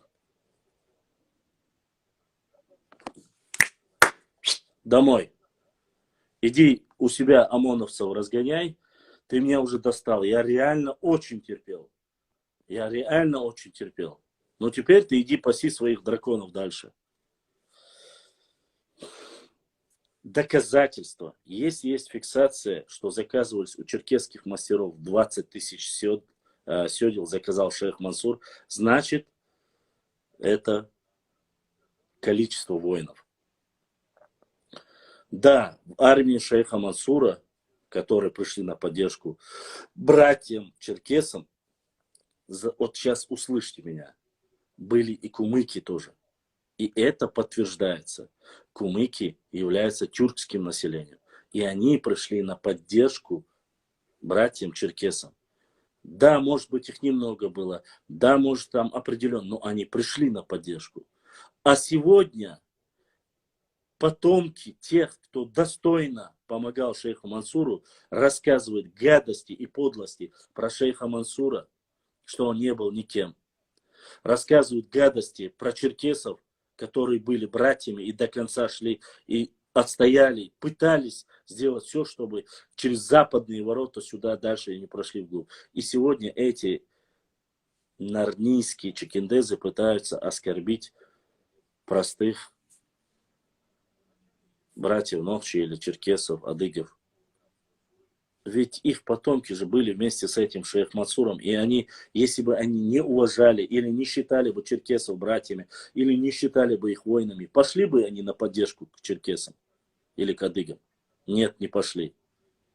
Кабардинцы как один все почти что поднялись и пошли за шейхом Мансуром. Описывается, четко указывается, даже те князья, кто ненавидел шейха Мансура, они боялись гнева остальных черкесов и под этим страхом выполняли их указания и шли вместе, направляли противодействию. Вот о чем. Вот о чем я говорю. Нельзя, это история. Мы сейчас не говорим, не призываем ни к какому экстремизму, не призываем ни к каким плохим действиям. Сегодня мы в России должны жить все в мире и в согласии. Кавказ должен быть стабильным, Кавказ должен быть братским. А как налаживаются братские отношения? Вопрос. Каким образом? Оскорбляя друг друга? Нет. Говоря о друг друге хорошее? Да. Что я не знаю, что между кабардинцами и чеченцами были стычки, были войны. Я знаю это. Но в конце концов они пришли к единству. Они знали, что мы братья, мусульмане и хорошие соседи. Вот о чем. Если есть такие взаимоотношения, я знаю, что есть некоторые моменты и с балкарцами тоже самое. Наши ученые говорят, что балкарцы и карачаевцы на самом деле, что этнокластер является автохтонным на Кавказе, что тюркский язык это они переняли, потеряв свой родной язык. Вот что говорят наши научные деятели и историки. Им можно верить, не верить, но теория такая есть. И они пишут об этом везде. Были ли взаимодействия? Да, с балкарцами были взаимодействия. Хоть это небольшой народ. Хорошие кунавские взаимоотношения, но об этом я тоже говорю. Или дождите своей очереди, или не власти туда, где вам, как младшим братьям, нету места, по крайней мере, пока. Нету. Если дойдет до вашей очереди, мы и с вами поговорим. Но надо терпеть, надо подождать, посмотреть. Если бы я вел бы пропаганду, если бы я бы говорил о какие-то гадости про ваш народ, это одно дело. А так, говоришь про одних хорошо, если человек начинает гневать. Я этой девушке, она второй или третий нарниец, который зашел, она начала мне там писать, я говорю, послушай, я говорю, какие взаимоотношения у карачаевцев, балкарцев и черкесов, это не мое дело. Я не хочу влазить туда. Я не могу туда влазить. Это ваше личное дело. Вот. А какие у нас отношения с черкесами, мы сами решим. Мелхи, я думаю, что ты не настолько не знаком с этим. Тюрки кто? Тюркоязычные на сегодняшний день. Кто на Кавказе? Часть азербайджанцев, кумыки, сегодня балкарцы, карачаевцы, нагайцев вроде бы нет. Я точно уже не помню с нагайцами. Кто? Крымские татары. Кого я забыл еще?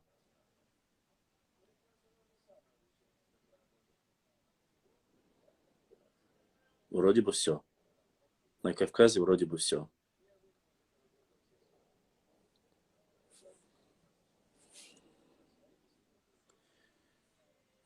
Вот я все понимаю. Вот скажите мне, вот есть очень хорошая PayPal программа. Вот зачем через PayPal программу заходить, писать сообщения и присылать 10 копеек? Я не знаю, кто ты. Я не знаю, зачем ты. Чем не нравится тебе моя дискуссия. Но не пачкай хотя бы мой телефон. Я тебя очень прошу. Лучше просто оставь. Я знаю, что ты прислал это сообщение, просто чтобы задеть меня. Не получится. Твоя цена 10 копеек. Ты хотя бы не позорился бы туда.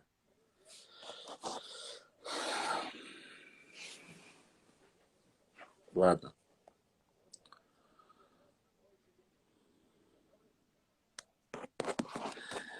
Хамди Моги, все намаз Боги. Домой.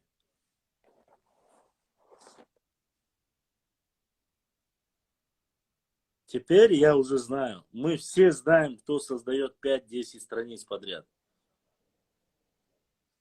Генадер. У меня фотография его есть, который себя называет потомком Ашер-Хаджи.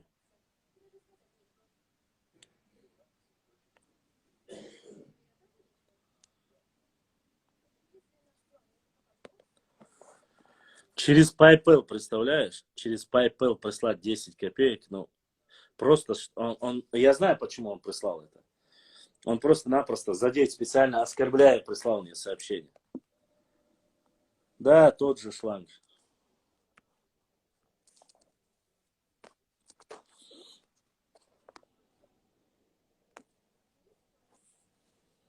Орешь, мое, сиксоч, сикофанч. Сикофантом бы сидеть дома, я не знаю, в чем ваша проблема. Так вот, на чем я остановился.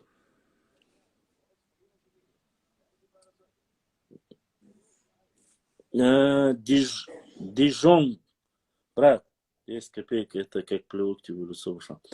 Я знаю, зачем, но я себе цену поставил, 10 копеек его цена. Адыги самоназвание, черкесы и на название. Черкесия, брат, я знаю, справь ему обратно 1 копейку и скажи, когда узнаешь свою цену, сдачу вернешь. Султан Кахаев, я даже не хочу, мне стыдно даже, валлай, честно сказать. Даже пачкаться не хочу об этом. Просто настолько дешевый, блин.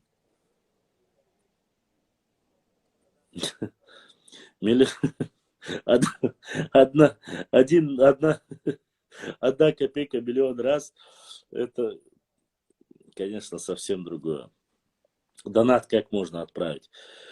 Хэн Леон, у меня на главной странице, на моей главной аватарке, там, где моя фотография в папахе, там снизу есть реквизиты. Если за границей, отправляешь через PayPal. Значит, этот норниец за границей прислал мне это.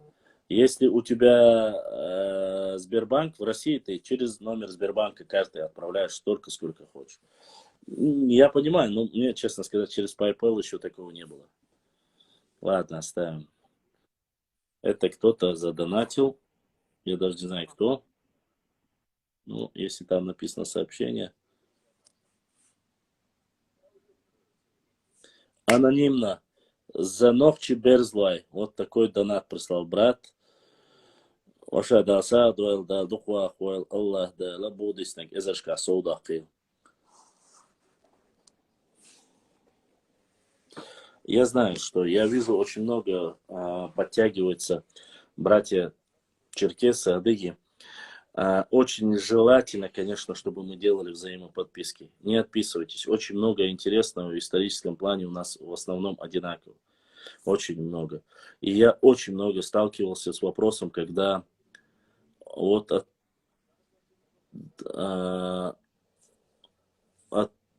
PayPal пришел от брата, через PayPal. Брат задонатил, мама даса, дуэл, да, духуа, хуайл. Очень много вопросов, касающихся черкесов у нас вместе. Дело в том, что документов многих, исторических героев многих в Турции, которые уехали, были точно так же, вы знаете, да, что 5000 семей чеченцев точно так же отправились в Турцию. И наши мухаджиры, которые не хотели попасть под царскую оккупацию, царской власти, завоевание, не попасть, уехали в ближневосточные страны.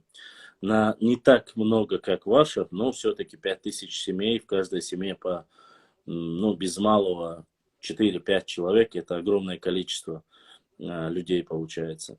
Сегодня нохчи проживают в Иордании вместе с черкесами, мухаджиры, в Сирии, в Египте, в Ираке, в Израиле, сегодняшнем Израиле. И в Турции. Самая большая, конечно же, делегация в Турции. Я знаю черкесов очень много в Австралии, в Новой Зеландии. Я сталкивался. И почему я сейчас это все говорю? Нам нужна взаимоподписка, лайкать, читать, помогать друг другу. Почему? Потому что много чеченцев соприкасается с черкесами. Дело в том, что турки записывали многих просто общим одним названием, как черкесы. Хоть был он чеченцем, хоть был он черкесом, адыгом или без разницы. Поэтому есть многие исторические герои, которые появились в Турции, они стоят на двух, то есть нету точности.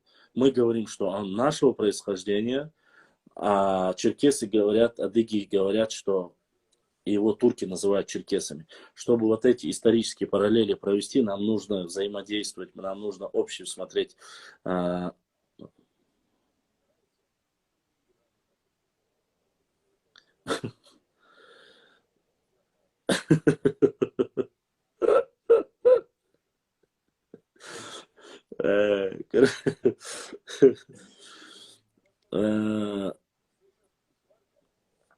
Так, плохие, плохие, плохие места, ну, я не знаю, ну,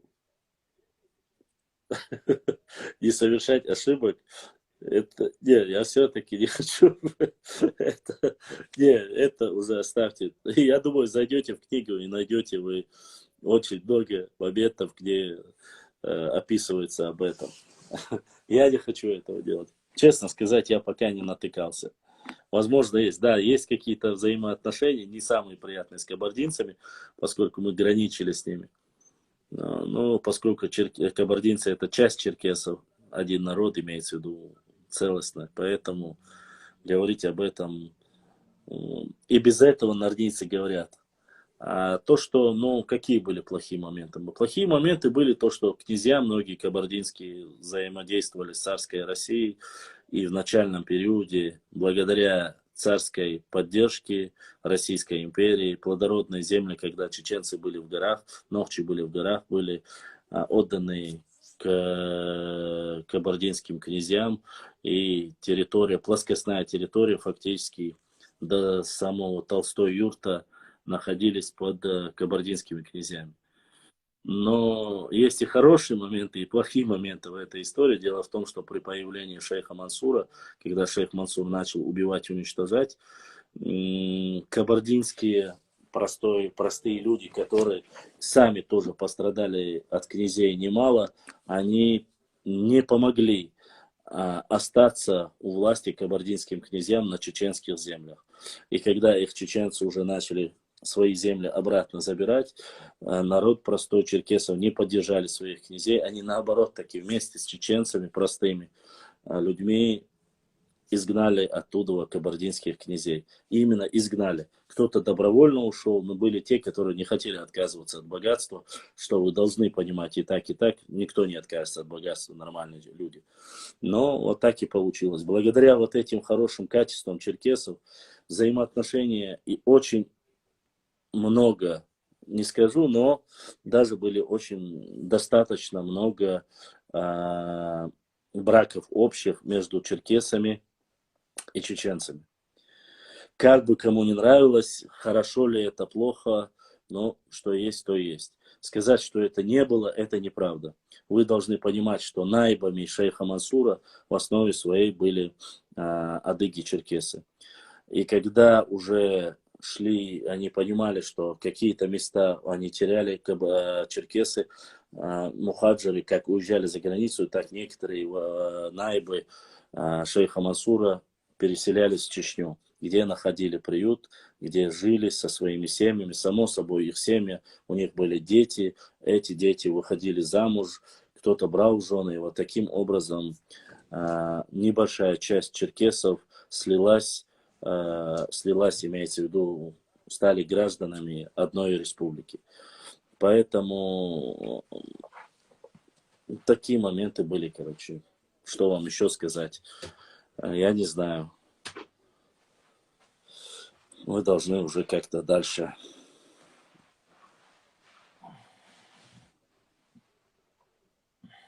Тюркоязычные узбеки, казахи, киргизы.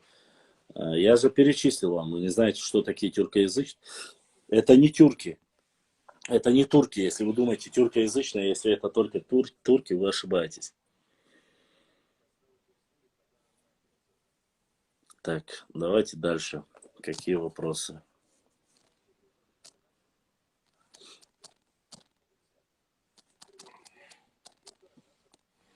Башлам. А выселенные народы вместе с Нохчи и Лала, вылеговцы, балкарцы, Кирича. Насчет депортации скажу. Да, в этот момент единственный, когда некоторые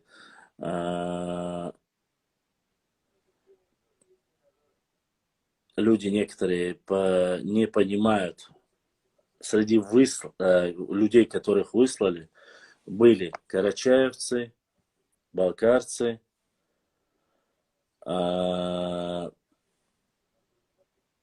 чеченцы, ингуши.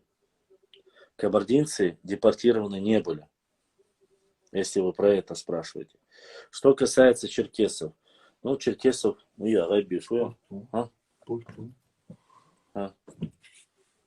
Умалаем, жижган, шдаем, веер, ластеем, хаула, смаш, ахан, газим, хаула, эш ташли, рухон.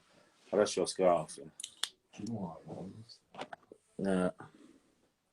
Что касается депортации, это тут немножко другая тема. В этом то, что нас депортировали, не виноваты, черкесы не виноваты. И я не защищаю снова же. Я про весь народ говорю, Черкесия. Какая-то часть кабардинцев была депортирована. Ну, что касается черкесов, адыгов, если вы имеете в виду, их куда депортировать? В принципе, их почти что и не осталось. Очень маленькое количество черкесов вообще осталось, с учетом того, что почти что по разным данным 2, 3, 4 миллиона считается, что по всему миру. Одна из самых больших, если я не ошибаюсь, во всех башлам. А чеченцы, ингуши это один народ? Да, это один народ. Это один народ. Но сейчас уже 28 лет мы как не один народ. Ингуши это ингуши, нохчи это нохчи. Вот.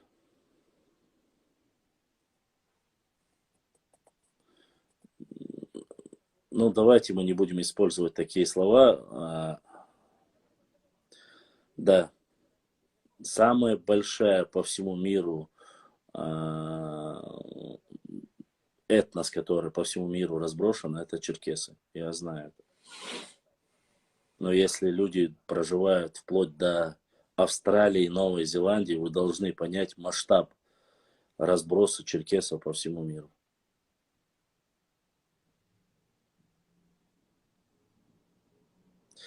Нет, депортация имеется в виду, ну, не цепляйтесь к словам. Но этот преступный режим нас изгнал из родных земель. Так вам лучше будет, геноцид. Называйте как хотите это. Я про это говорю.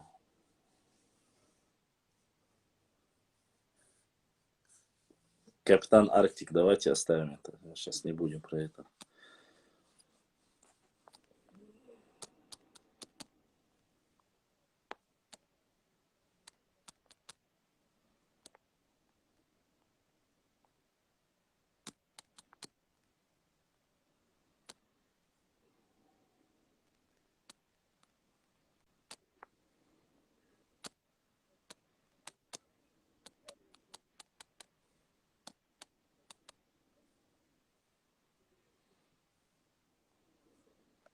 Да, чечены уши это один народ. У нас один язык, традиции.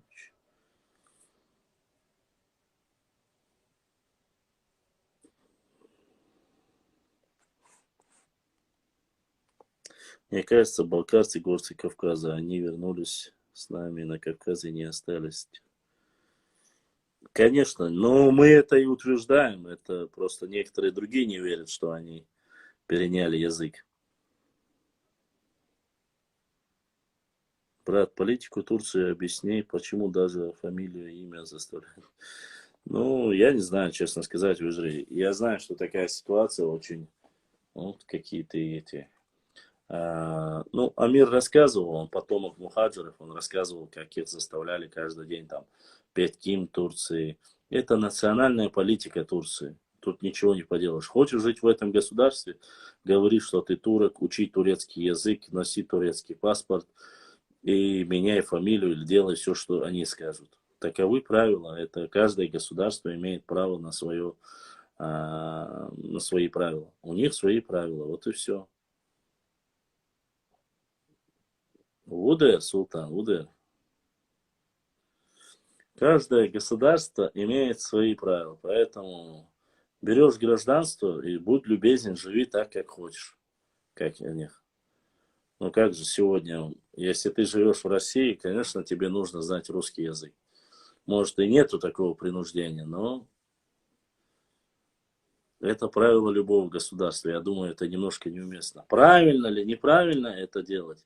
Но если считаешь, что турки неправильно это делают, ну не езжай в Турцию, вот и все.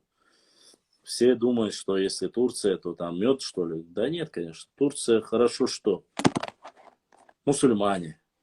Вот и все. Но политика турецкая, турецкого государства будет ничем не лучше. Вообще, ну, опанки седацака, чишься хилам. По исламу, ну, не думаю, что это по исламу. Честно сказать, не буду я говорить по исламу. Это пускай больше тема не ко мне.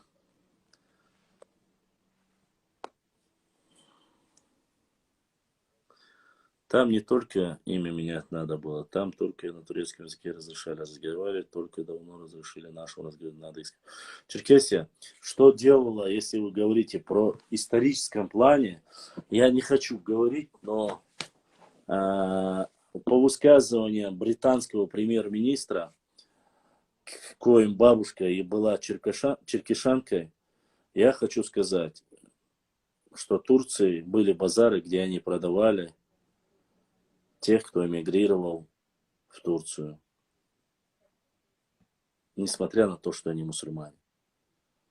И по всему миру в то время, и это, господа мои хорошие, мусульмане, они продавали. Те, которые хотели вернуться или попытались что-то делать, наказывались жестко. Как был убит один из славных сынов чеченского народа, Саадулла Гехинский. Был убит точно так же, когда он с группой чеченцев пытались прорваться обратно, вернуться сюда на родину. Погиб. С одной стороны стояла царская Россия, которая не пускала, с другой стороны было турецкое. Ну, что было, то было, это история. Они торговали людьми, они торговали нами. Вот и весь ответ. В Израиле 17 селений. Уалейкум салам, полковник. Поэтому 17 чеченских селений. Но я хочу, чтобы вы понимали, дело в том, что это не было израильским государством тогда, когда туда переселились чеченцы.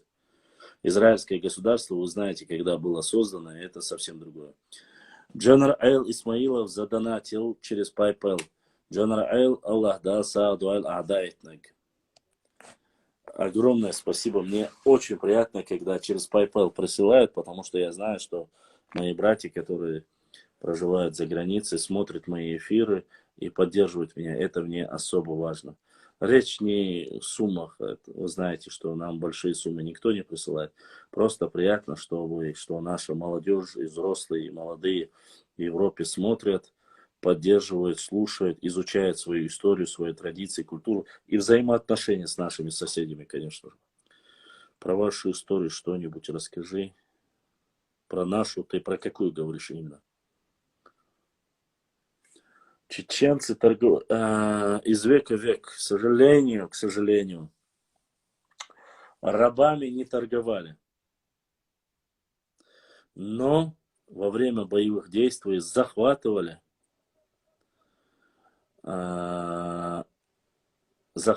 и потом за выкуп продавали. У русских источников написано, что захватывали русских терских казаков и продавали, особенно эндери, отличительно. И во времена Ермолова говорит, что там был один из самых больших базаров, где продавали рабов. Точно так же есть одна зафиксированная история, когда одна ингушская девушка, когда ее обманным путем привезли в Кизляр и хотели ее продать какому-то еврею, что она повесилась, чтобы не попасть и не потерять честь горянки. Эту историю тоже есть, как бы читали, захватили. Ну, это сделали терские казаки или кто сделал, я не знаю. Вот такая ситуация. Но нас, с точки зрения истории Российской империи, они захватывали наши во время военных походов, брали в плен и продавали. И это считалось в то время нормально. А так, тех, кто приходил, просил о помощи, и потом их чеченцы у себя на родине захватывали и продавали в рабство, такого никогда в жизни не было. Потому что все источники, кабардинские князья, которые заключили договор с чеченцами, были такие. Все черкесы, которые бежали от кабардинских князей, они приходили в Чечню. И там находили место, где им обеспечивалось. Собардила султана, юмавала. И там они получали свободу, независимость от своих князей, там они становились хозяевами сами себе. Зная это, кабардинские князья уже не могли напасть на чеченцев, потому что это была, как говорится, уже война между братьями, соседями. Заключили договор. Договор этот заключался в том, что чеченцы не будут принимать беглых крестьян, так сказать, валейкум салам, из Кабардина, с Черкесии. А наши не будут наши не будут их принимать, и кабардинцы не будут нападать на чеченцев. Этот договор есть, он подписан, что зафиксировали старейшины чеченские вместе с кабардинскими князьями. Вот такой договор был. Что мы продавали рабов, у нас такого не было. То, что пришлые, терские казаки, которые считались вечно нам врагами, потому что их посадили на нашу землю, и других, вот с ними была такая ситуация. Снова же, я не говорю, что это было всегда, но в определенный промежуток времени. Особенно во время Ермолова об этих моментах очень много написывается. Как раз таки междуречье Терека и Сулака, где проживали Акоки, Акаки, Акинцы, Ауховцы, Аухуай, вот эти все терминологии применялись им. Это ногчи, которые проживали до Каспийского моря, а у них был выход в то время Каспийского моря. Это место было зачищено от нашего народа уже при поддержке Ермолова, который поставил жесткий ультиматум и сказал, если вы кумыкам был не очистите эту территорию, то вместе попадете под эту зачистку царской армии.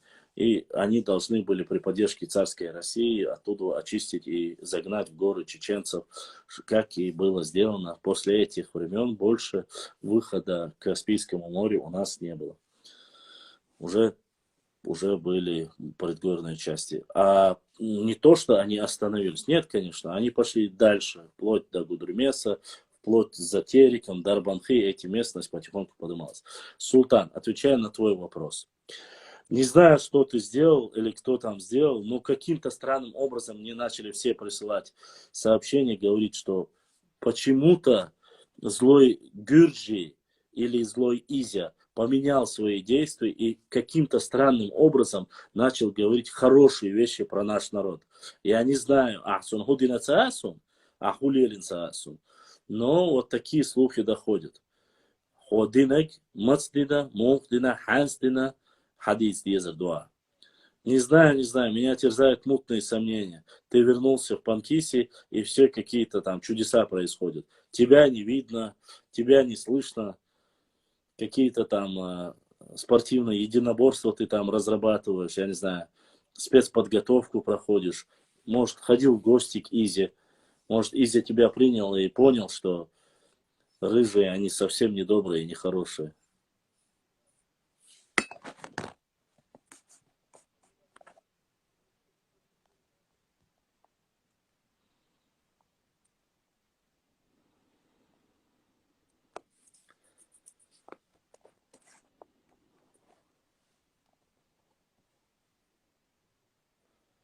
Ну да, я ничего не делал, Надежде.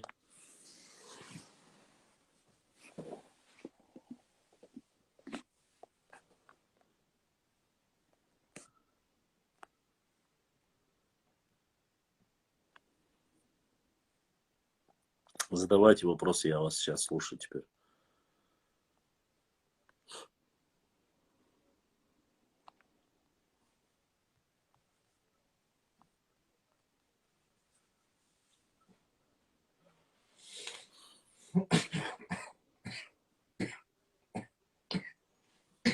Мансур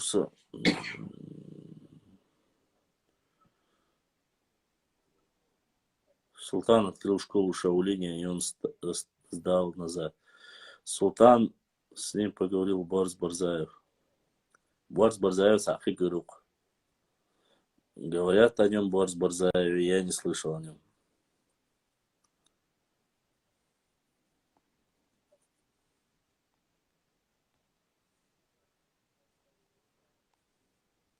Кстати, где наш Маршал сегодня?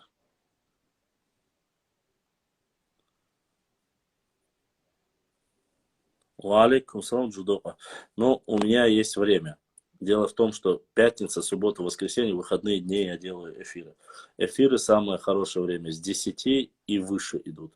Раньше я делал, людей не бывает. Поэтому люди в эти выходные дни более спокойны. Башлам, довольно странный вопрос. И все же, тебе можно отнести к семье Кира. Меня можно отнести к семье Нахчи народа. Политикой не занимаюсь. Вот так. Я простой человек. Вот. Я Нохчи. Я забочусь о своей истории. Я хочу единства моего народа. А политические вопросы мне лучше не задавайте. Амина хил дольш дукнах бусун цахар царахвац. Амина хил дольш дикнах дукнах бу царцане масма.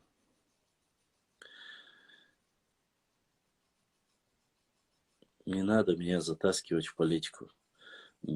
Если бы я жил бы хорошо, в достатке, все было бы шикарно бы. Может быть, я, как вы, сидел бы себе дома и не напрягался бы. Про национальный котел рассказывал вроде бы. Вот так вот. Не представляете Башлама, не подставляйте Башлама. Да уж, конечно.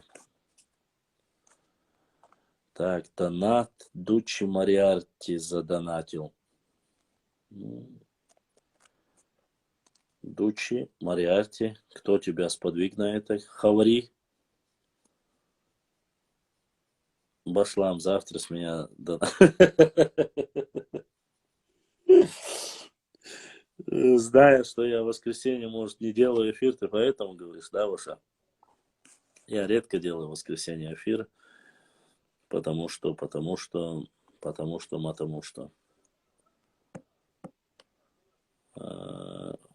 Я не всегда тяну, конечно.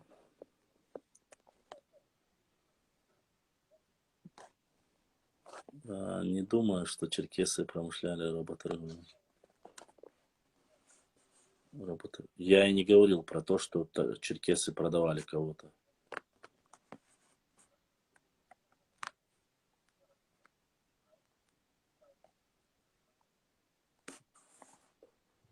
Башлам, прочти, бах, что там прочесть?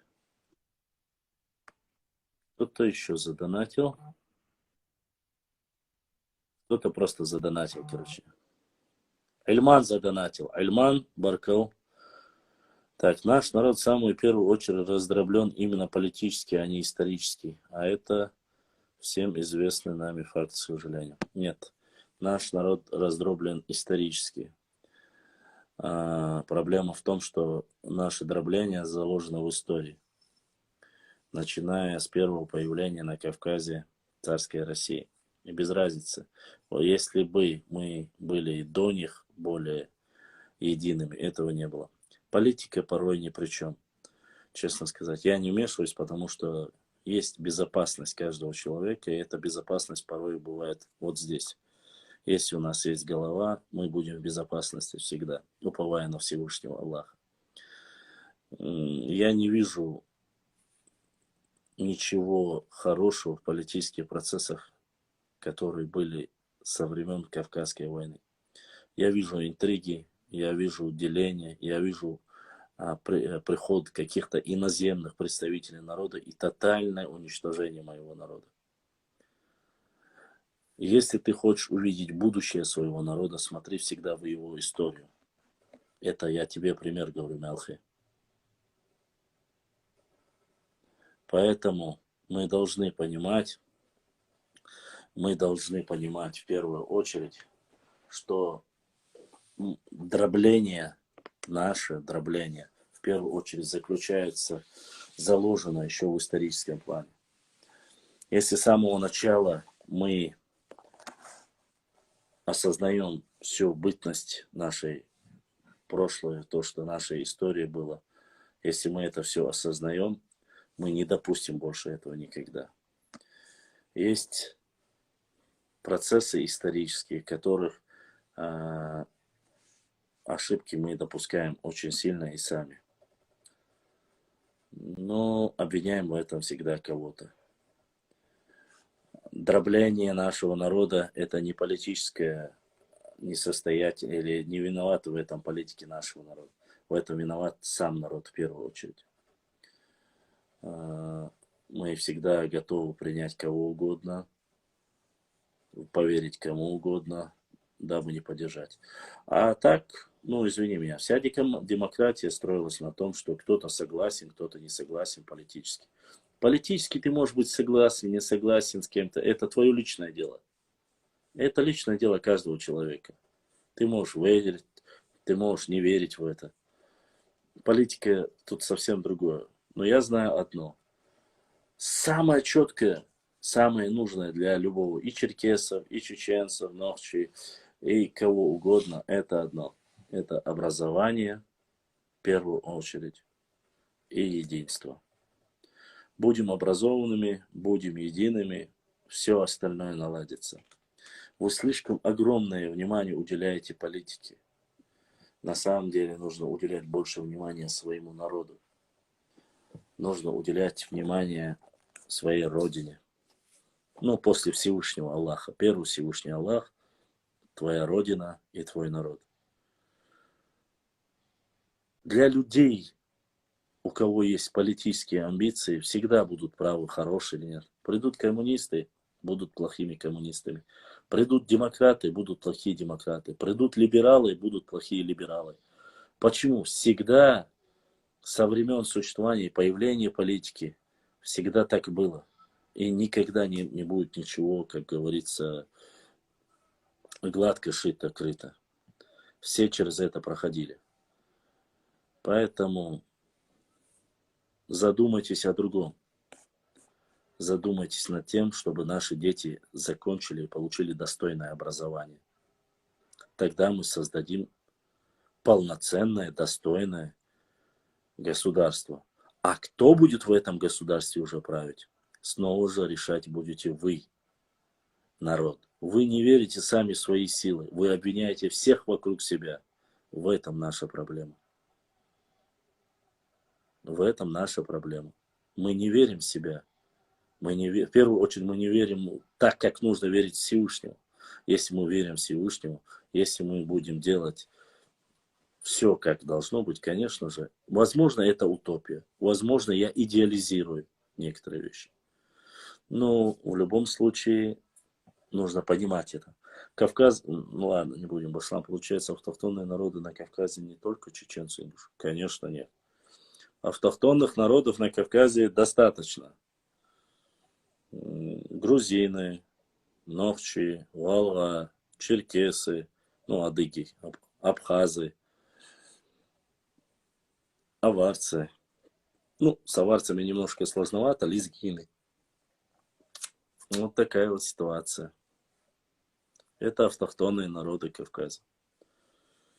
Может, еще есть, ну, не знаю. Я так ряд перечислил.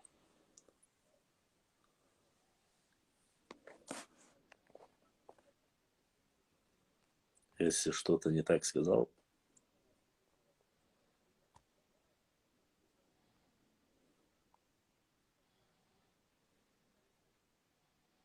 Так, ну я лезгины назвал.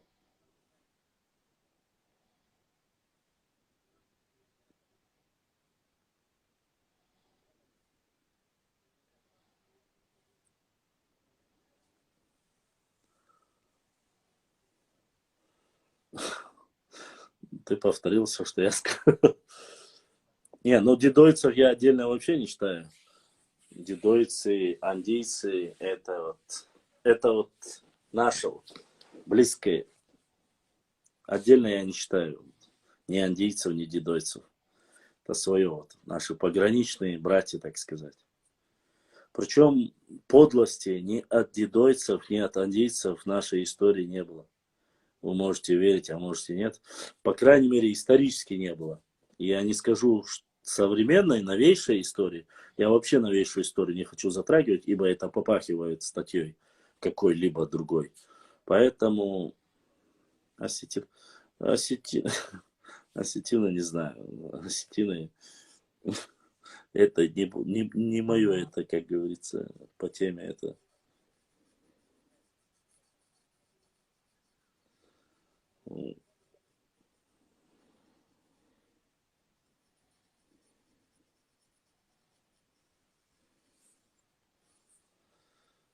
Не нервничаем. Успокаиваемся. Спокойно. Ты спокоен, как лед. Тебя вообще ничего не берет. Ты спокоен, как лед. Тебя ничего не берет. Расти, борода, расти.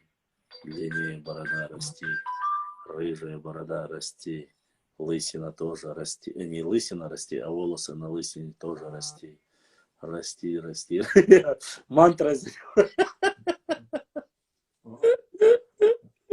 Сам себя успокаиваю, чтобы у меня волосы, вот, чешу бороду, борода у меня тоже растет.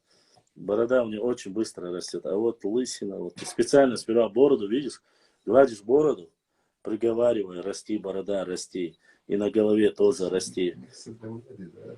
Че? О,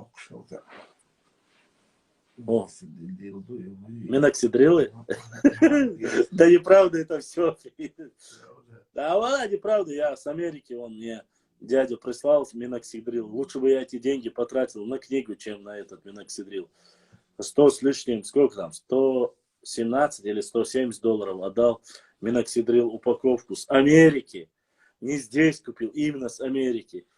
Спирт терпкий, обычный спирт. Я его мазал, все втирал, как они говорили. Да, фигня, нифига не помогло это. Durnoj волос покинул умную голову. 1,000% meșolci, procedurul voi конфликтовать. Хайкун залан, дичани, я на тебе проверю, а потом себе сделаю. Сотиеш вазас, короче, и дохар, волвеш ханам. Общее, это меш. И что? Полный, меш, духцондек. Эх, не верю я в эти сказки. Дома в Адыгее, говорят, тоже есть родник, на котором стоит помыть голову, и все, и волосы растут, говорят. Что-то я не верю в это. Кстати, братья адыгейцы, что там с родником для волос? Правда это или нет? Есть там святая водица, чтобы... Нахчи, ты меня уже достал с пересадкой, дорогое удовольствие. А кредит брать я не хочу. У процедуры ей. Конзал Бог, Бог шме, моляцу. Это сводос. Какую процедуру? Бак, он забыл, шмалят, по все спрашивают. И что за процедуру? Куда действия? Çünkü yok produkt yok soruyorlar. Реклама обычно. А если не помогает, он возвращает деньги. Реально баланс. То есть, мне бы до пересадки волос в ЦАСу, мне бы собрать для нашей работы хотя бы чуть-чуть. Пересадка волос в даться. Тут из Кабарды-Башлам, из Адыгеи покинем. А, нету? Нету? Вроде был кто-то с Адыгеи. А вот. Волшебную палку мою, выручалку. У одного плохо росла борода, тот пользовался какой-то штукой, борода хорошо выросла. Борода растет у меня. У меня везде растут волосы, везде. Но на лысине, голове не растут они. Мне в другом месте волосы не нужны. Мне на голове они нужны. Место поменять? Да уж. Number one. Походу, ты такой же лысый, как я, и говоришь поэтому, что лысыми брутальными мужчины выглядят. Обычно лысые себя так успокаивают, а так, на самом деле, быть лысым совсем не круто. Солнце пропекает летом, зимой холодно. Да и девушки говорят, ты совсем не молодой человек, посмотри на свою лысину. Это мне с Германии прислали. Единственная полезная вещь, которую мне прислали с Германии. За кривушками.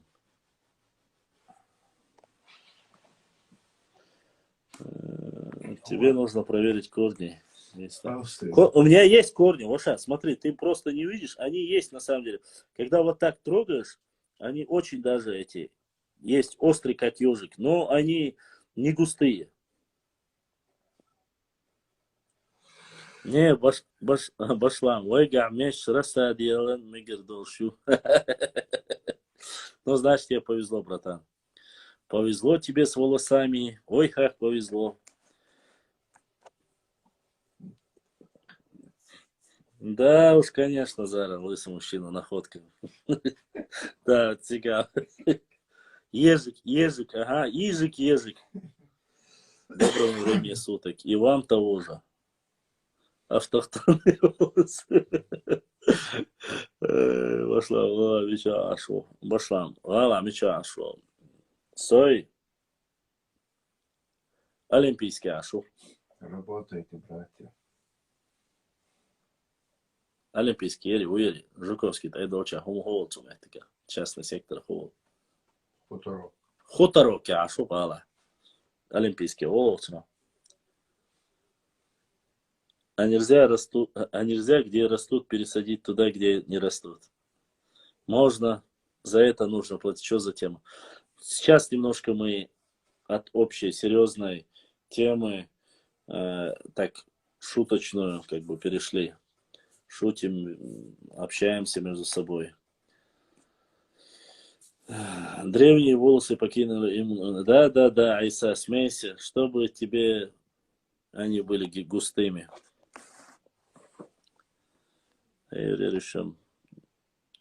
Хотя я знаю своего однокурсника, он тоже был полысее меня, пересадку сделал. Ну, правда, я не знаю, почему так мало волос. Редкие у него, но пересадку сделал. Башлам, пересадка волос в больнице, аюбах волос. Да, я знаю, пересадку делать, но дорогое удовольствие, ежели. Я спрашивал, мой друг пересадку сделал. Он взял в банке кредит 180 тысяч и в Махачкале сделал. Там, говорит, 10 часов неподвижно сидел в одном месте. Ну, зато сейчас шевелюра. Хотя он старше меня на лет 5, но сейчас шикарные волосы. Хиджаму сделай на голову, помогает, говорят. А хиджаму помогают и от остального, конечно. Надо сделать, Оша. Эти остались. Оша, я тебе скажу честно, уже у меня из моего тела похоронено достаточно уже на могиле. Мне делали 5 операций, и я уже достаточно некоторых частей своего тела похоронил. После аварии удалили один позвонок. а, удалили желчный пузырь, вену удалили, кисту удалили. Что там? Еще я пропустил что-то. Раз, два, три, четыре. Все, 4. Соврал, 5 нету. 4 куска уже от своего тела похоронил. Раз, два, три, 4, да. 5. Да, ладно.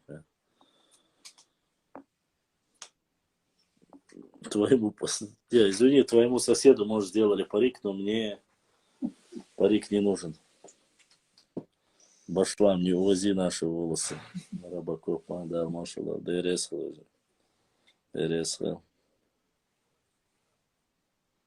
Да, Уша, быть большим не всегда удобно. Ну, оставить нельзя было, надо было удалить, а иначе могли быть еще тяжелее. Ну, сейчас тягу 160, 170, 180, тягу делаю. Жим лежа 130, 140 могу. Своему возрасту 25 отжиманий спокойно могу. Вот такие вещи могу еще пока. Лат могу. А так Üeşça var loş ушун везри. Парик чупа-чупс. Да не нужен мне парик.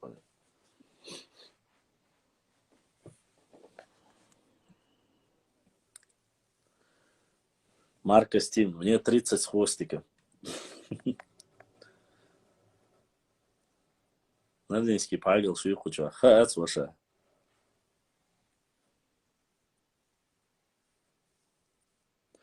Нет, ваша, Мелхи, там есть некоторые вещи, ограничения, которые, допустим, не разрешают после операции. No way.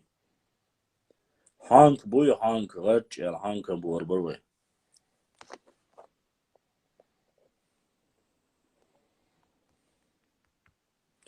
К сожалению, после вот этой я спокойно мог 2-3 часа без остановки плавать. После вот этого коронавируса мало хожу, мало двигаюсь, потому что не было. Щенсак, аппарат бассейнчу, ассоциация с очень дал рукой. Дыхалка была хорошая. Но сейчас уже не знаю. Наверное, и 10-20 минут не смогу проплавать. Наверное, не знаю. Я плавать очень сильно люблю.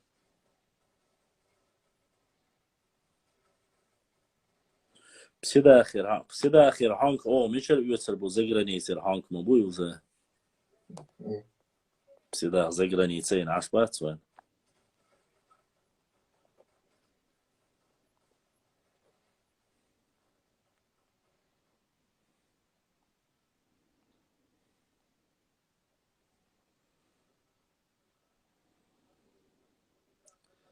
Ты перенес ее, что ли? Нахчи, что перенес? В смысле?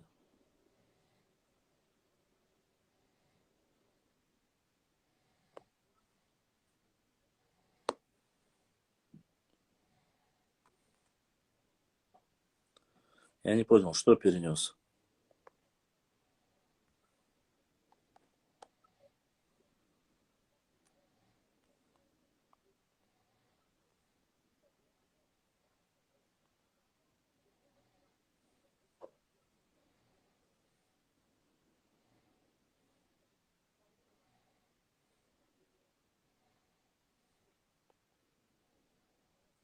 Я тут беру, почти сам собираю ханг для себя, как делал и дома. Нахчи, молодец, сухо. Оборзем эти era. Коронавирус, да, конечно, перенес. Ковид. Да, перенес, походу, на ногах. Не знаю, но симптомы были такие.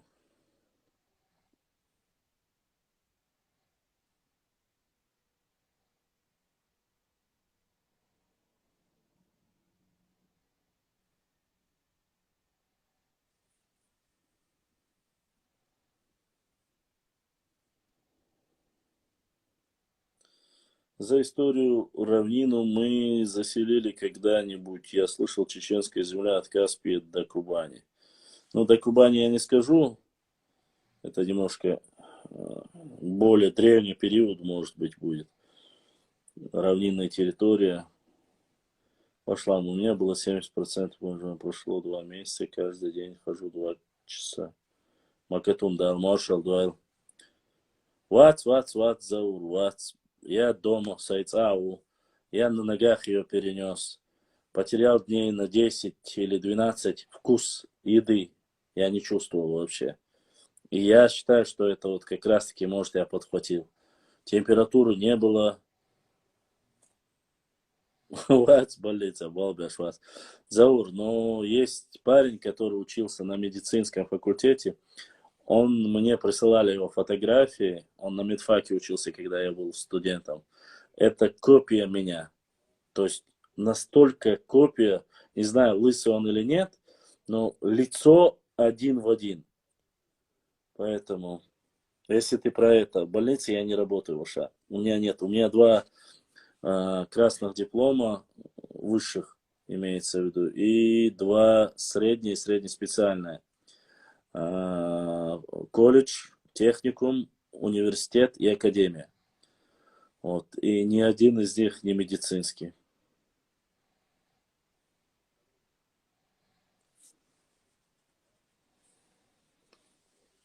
Вот как-то так. Как-то так. Easier to hear internet. Фу, Internet. все нормально, я по интернету. Горча. Сколько положил, так и тянет у меня. А убал общаться. Jag som pratar med Elvis Fritzet och går ut. Хорошо, нормально, болбаш. И на буса болбаш. Дышу, бля, ушли. Час 1000 рублей. Владивостокский. Трафик Яцевич. Ось було. Уже. Я лахцо. Опасно, Ваша, опасно. Взломы бывают. Взлом, шутах. У вас пытались взломаться, сообщение шахует. Херце, яцо. Эй, шейт, я шах. Я лучше... Час 1000 рублей, ну что? Ты с Машламаном. Так, все любимые порогу уничтожает.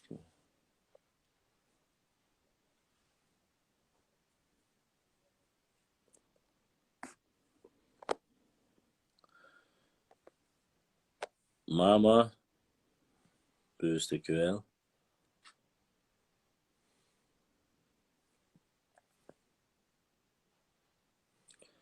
Псидахи 99% чистые ногти. Кто-то мне вчера рассказывал сказки, что в Малгобеке якобы в Псидахе или Малгобекском районе, бывшем Псидахском районе, что якобы проживает всего лишь 5000 ногтей. Это, конечно же, чушь собачья. Псидах, Дюэл-Кюрт, находится он больше, чем селение Беркель. В Бердекеле минимум проживает от 10 до 12 тысяч. То есть в Псидахе уже больше, чем 5000. Не считая уже того, что там Акюрт, Вознесеновское, Малгобек, в Малгобекском районе, Псидахе проживает намного больше, чем 5000. Это ложь. Поэтому это не нужно врать, по крайней мере, мне. Конечно, пешхой в Псидахе живут многие исконные ногчи тейпы. Пешхой, Энгной, Аларвай, даже Эхшбатой там есть. Вежри юрт. Дюелк юрт. О, это на вежри юрт. Псидаха. Пешхой будер. Куат. Ну, мол, куай бутига. Был твой дичнина. Ну, я всех перечислять не стал. Я думаю, все это и так знаете. Это такое Косово.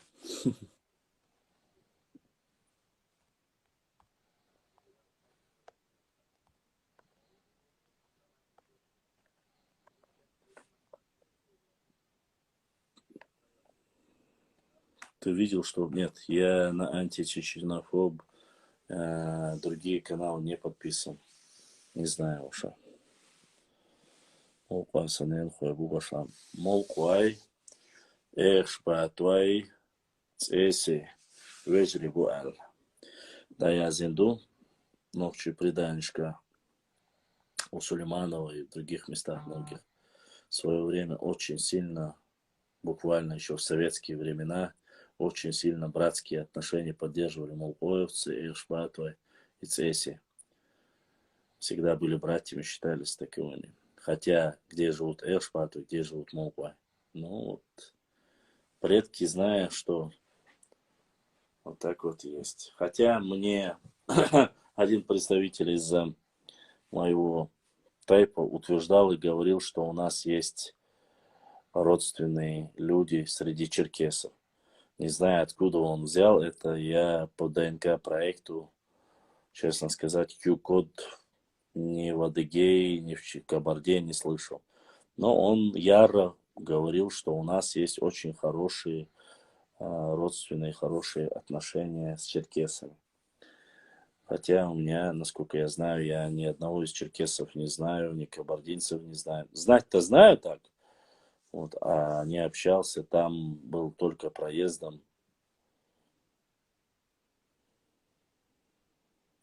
Нет, это неправильно. Нахчу. Молкуай, Эхшбатуай, Цеси были тремя братьями. И были они все в этой местности, где живут Молкуай. Вот, по преданиям. Это предание, снова я не утверждаю.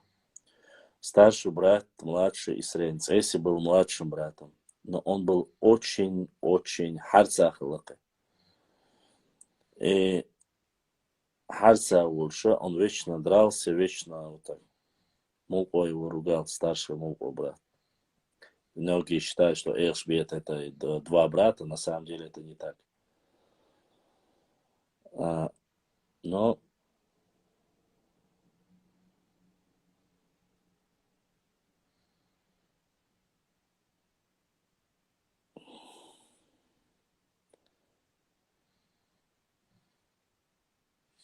как я сказал, во время очередной ссоры Цеси накосячил, и Молкуай его поругал и сказал: да валяхайн отдельно ала Эхшбату его не оставил, и ушли они вместе. Поселились чуть дальше. Говорят, что это было из-за того, что они сидели на поле где-то, занимались своими хозяйственными делами, поле, и кто-то там хотел украсть плуг, говорят. Пока три брата сидели под деревом, ели.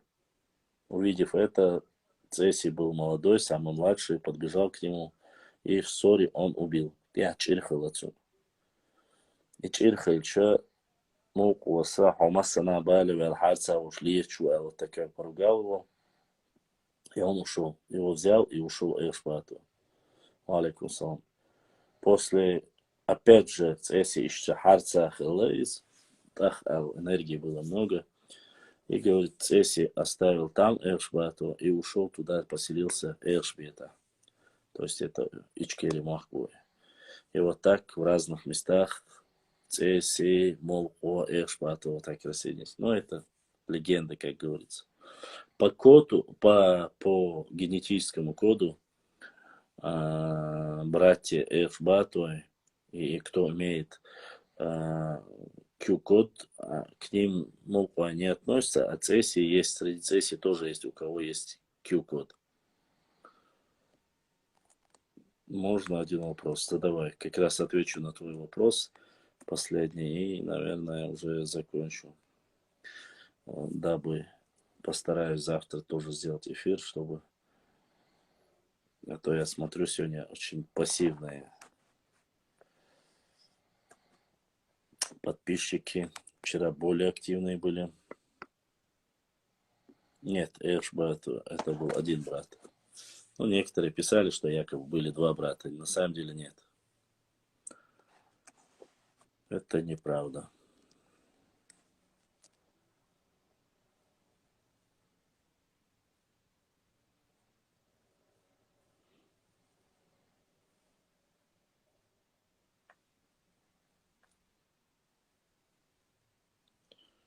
Хорошо. Маша, мне и времени не хватит, чтобы про Харачо рассказать. Харачо древний очень, исконно Нохчи тейп. Мало того, что это древний тейп, в честь этого тейпа целая культура названа. Кена Харачоевская.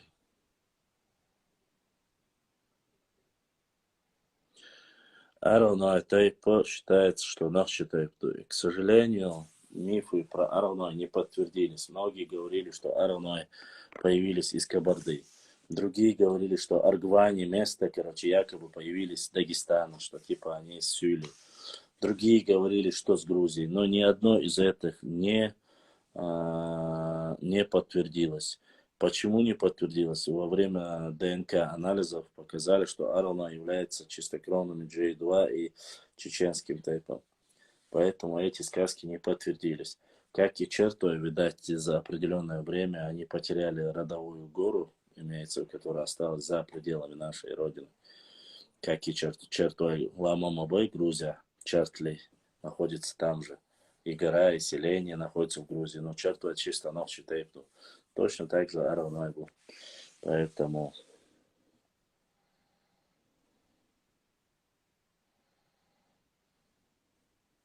Ну, я это вообще к радости, правильно, к радости. Пускай это будет к радости. Есть ситуацию. Уважаемые мои братья, сестры, подписчики, наверное, на этом я закончу, чтобы у меня хотя бы чуть-чуть остался трафик. И с тем, что прислали сегодня немного донат, объединю вместе, чтобы завтра смог я сделать эфир. Всем огромное вам спасибо. От всей души я прошу, если я кого-то обидел, простить меня ради Всевышнего Аллаха, потому что я никого, ни одну нацию, ни одного человека не хотел обижать, не хотел оскорблять и не задумывался даже над этим. Я пытался вам рассказать историю, которая является достоверной, то, что я читал, то, что я увидел. Интересно еще впереди. Я очень прошу вас, подписывайтесь на канал, приглашайте новых подписчиков, лайкайте, оставляйте 1-2 комментария или хотя бы там смайлики поставьте. Это очень важно. У меня канал в данное время находится в теневом бане. Теневой бан — это когда меня не показывают, среди топ не выкидывают. Это после наших нордейских друзей, которые начали из-за того, что я начал поддерживать черкесов, отправили жалобы. И временно мой канал находится не в самом лучшем положении. Сколько бы на меня не подписывались, у меня не поднимаются подписчики. Как бы я никогда подписчиков не покупаю, вы знаете это. Поэтому подписывайтесь, приглашайте все больше и больше новых подписчиков. Огромное спасибо, Баркаллах, всем, кто сегодня задонатил от всей души. Дай Аллах, чтобы все, что у вас осталось, приумножилось в десятки раз. Всем братьям, сестрам, еще раз хочу сказать, будь то черкес, будь то чеченец, нохчу, не забывайте, самое главное, довольствие Всевышнего Аллаха. Довольствие Всевышнего Аллаха заключается в единстве того или иного народа. Будьте едиными, будьте целыми. Когда вы будете все вместе, когда вы будете уважать, ценить друг друга, будете поддерживать родственные отношения с друг другом, все это, конечно же, приводит к довольствию Всевышнего Аллаха, а значит и остальное благоденствие, которое мы можем в этой земной жизни получить, тоже мы получим от него. Всем огромное спасибо. Если у кого есть какие-то вопросы, пожелания, что-то кто-то хочет обсудить, пишите в директ, я обязательно отвечу. Да, и особая благодарность многим моим братьям, которые присылают мне исторические ссылки, скидывают там, я не знаю, какие-то новые ролики, показывают, видел ли я, или книги, или карты, скидывают в директ ссылки. Огромное спасибо вам за то, что вы находите время и помогаете. Это очень важно для развития нашего канала. Мы без этого не можем просто-напросто. Без вашей поддержки, без вашего внимания канал просто не вытянет. Нас и так осталось единица, поэтому давайте сообща вместе, помогая друг другу, выйдем из этой ситуации достойными, сильными, максимально поможем своему народу. Масар Надейри Эсхил, пишите, спрашивайте, сделаем все, что сможем. С вами был Башлам, проводил стрим на канале Башлам 3 девятки. Ассаламу алейкум ва рахматуллахи ва баракату. Аллах да ла эхту ва масира бюстейх аля. Adeköyem.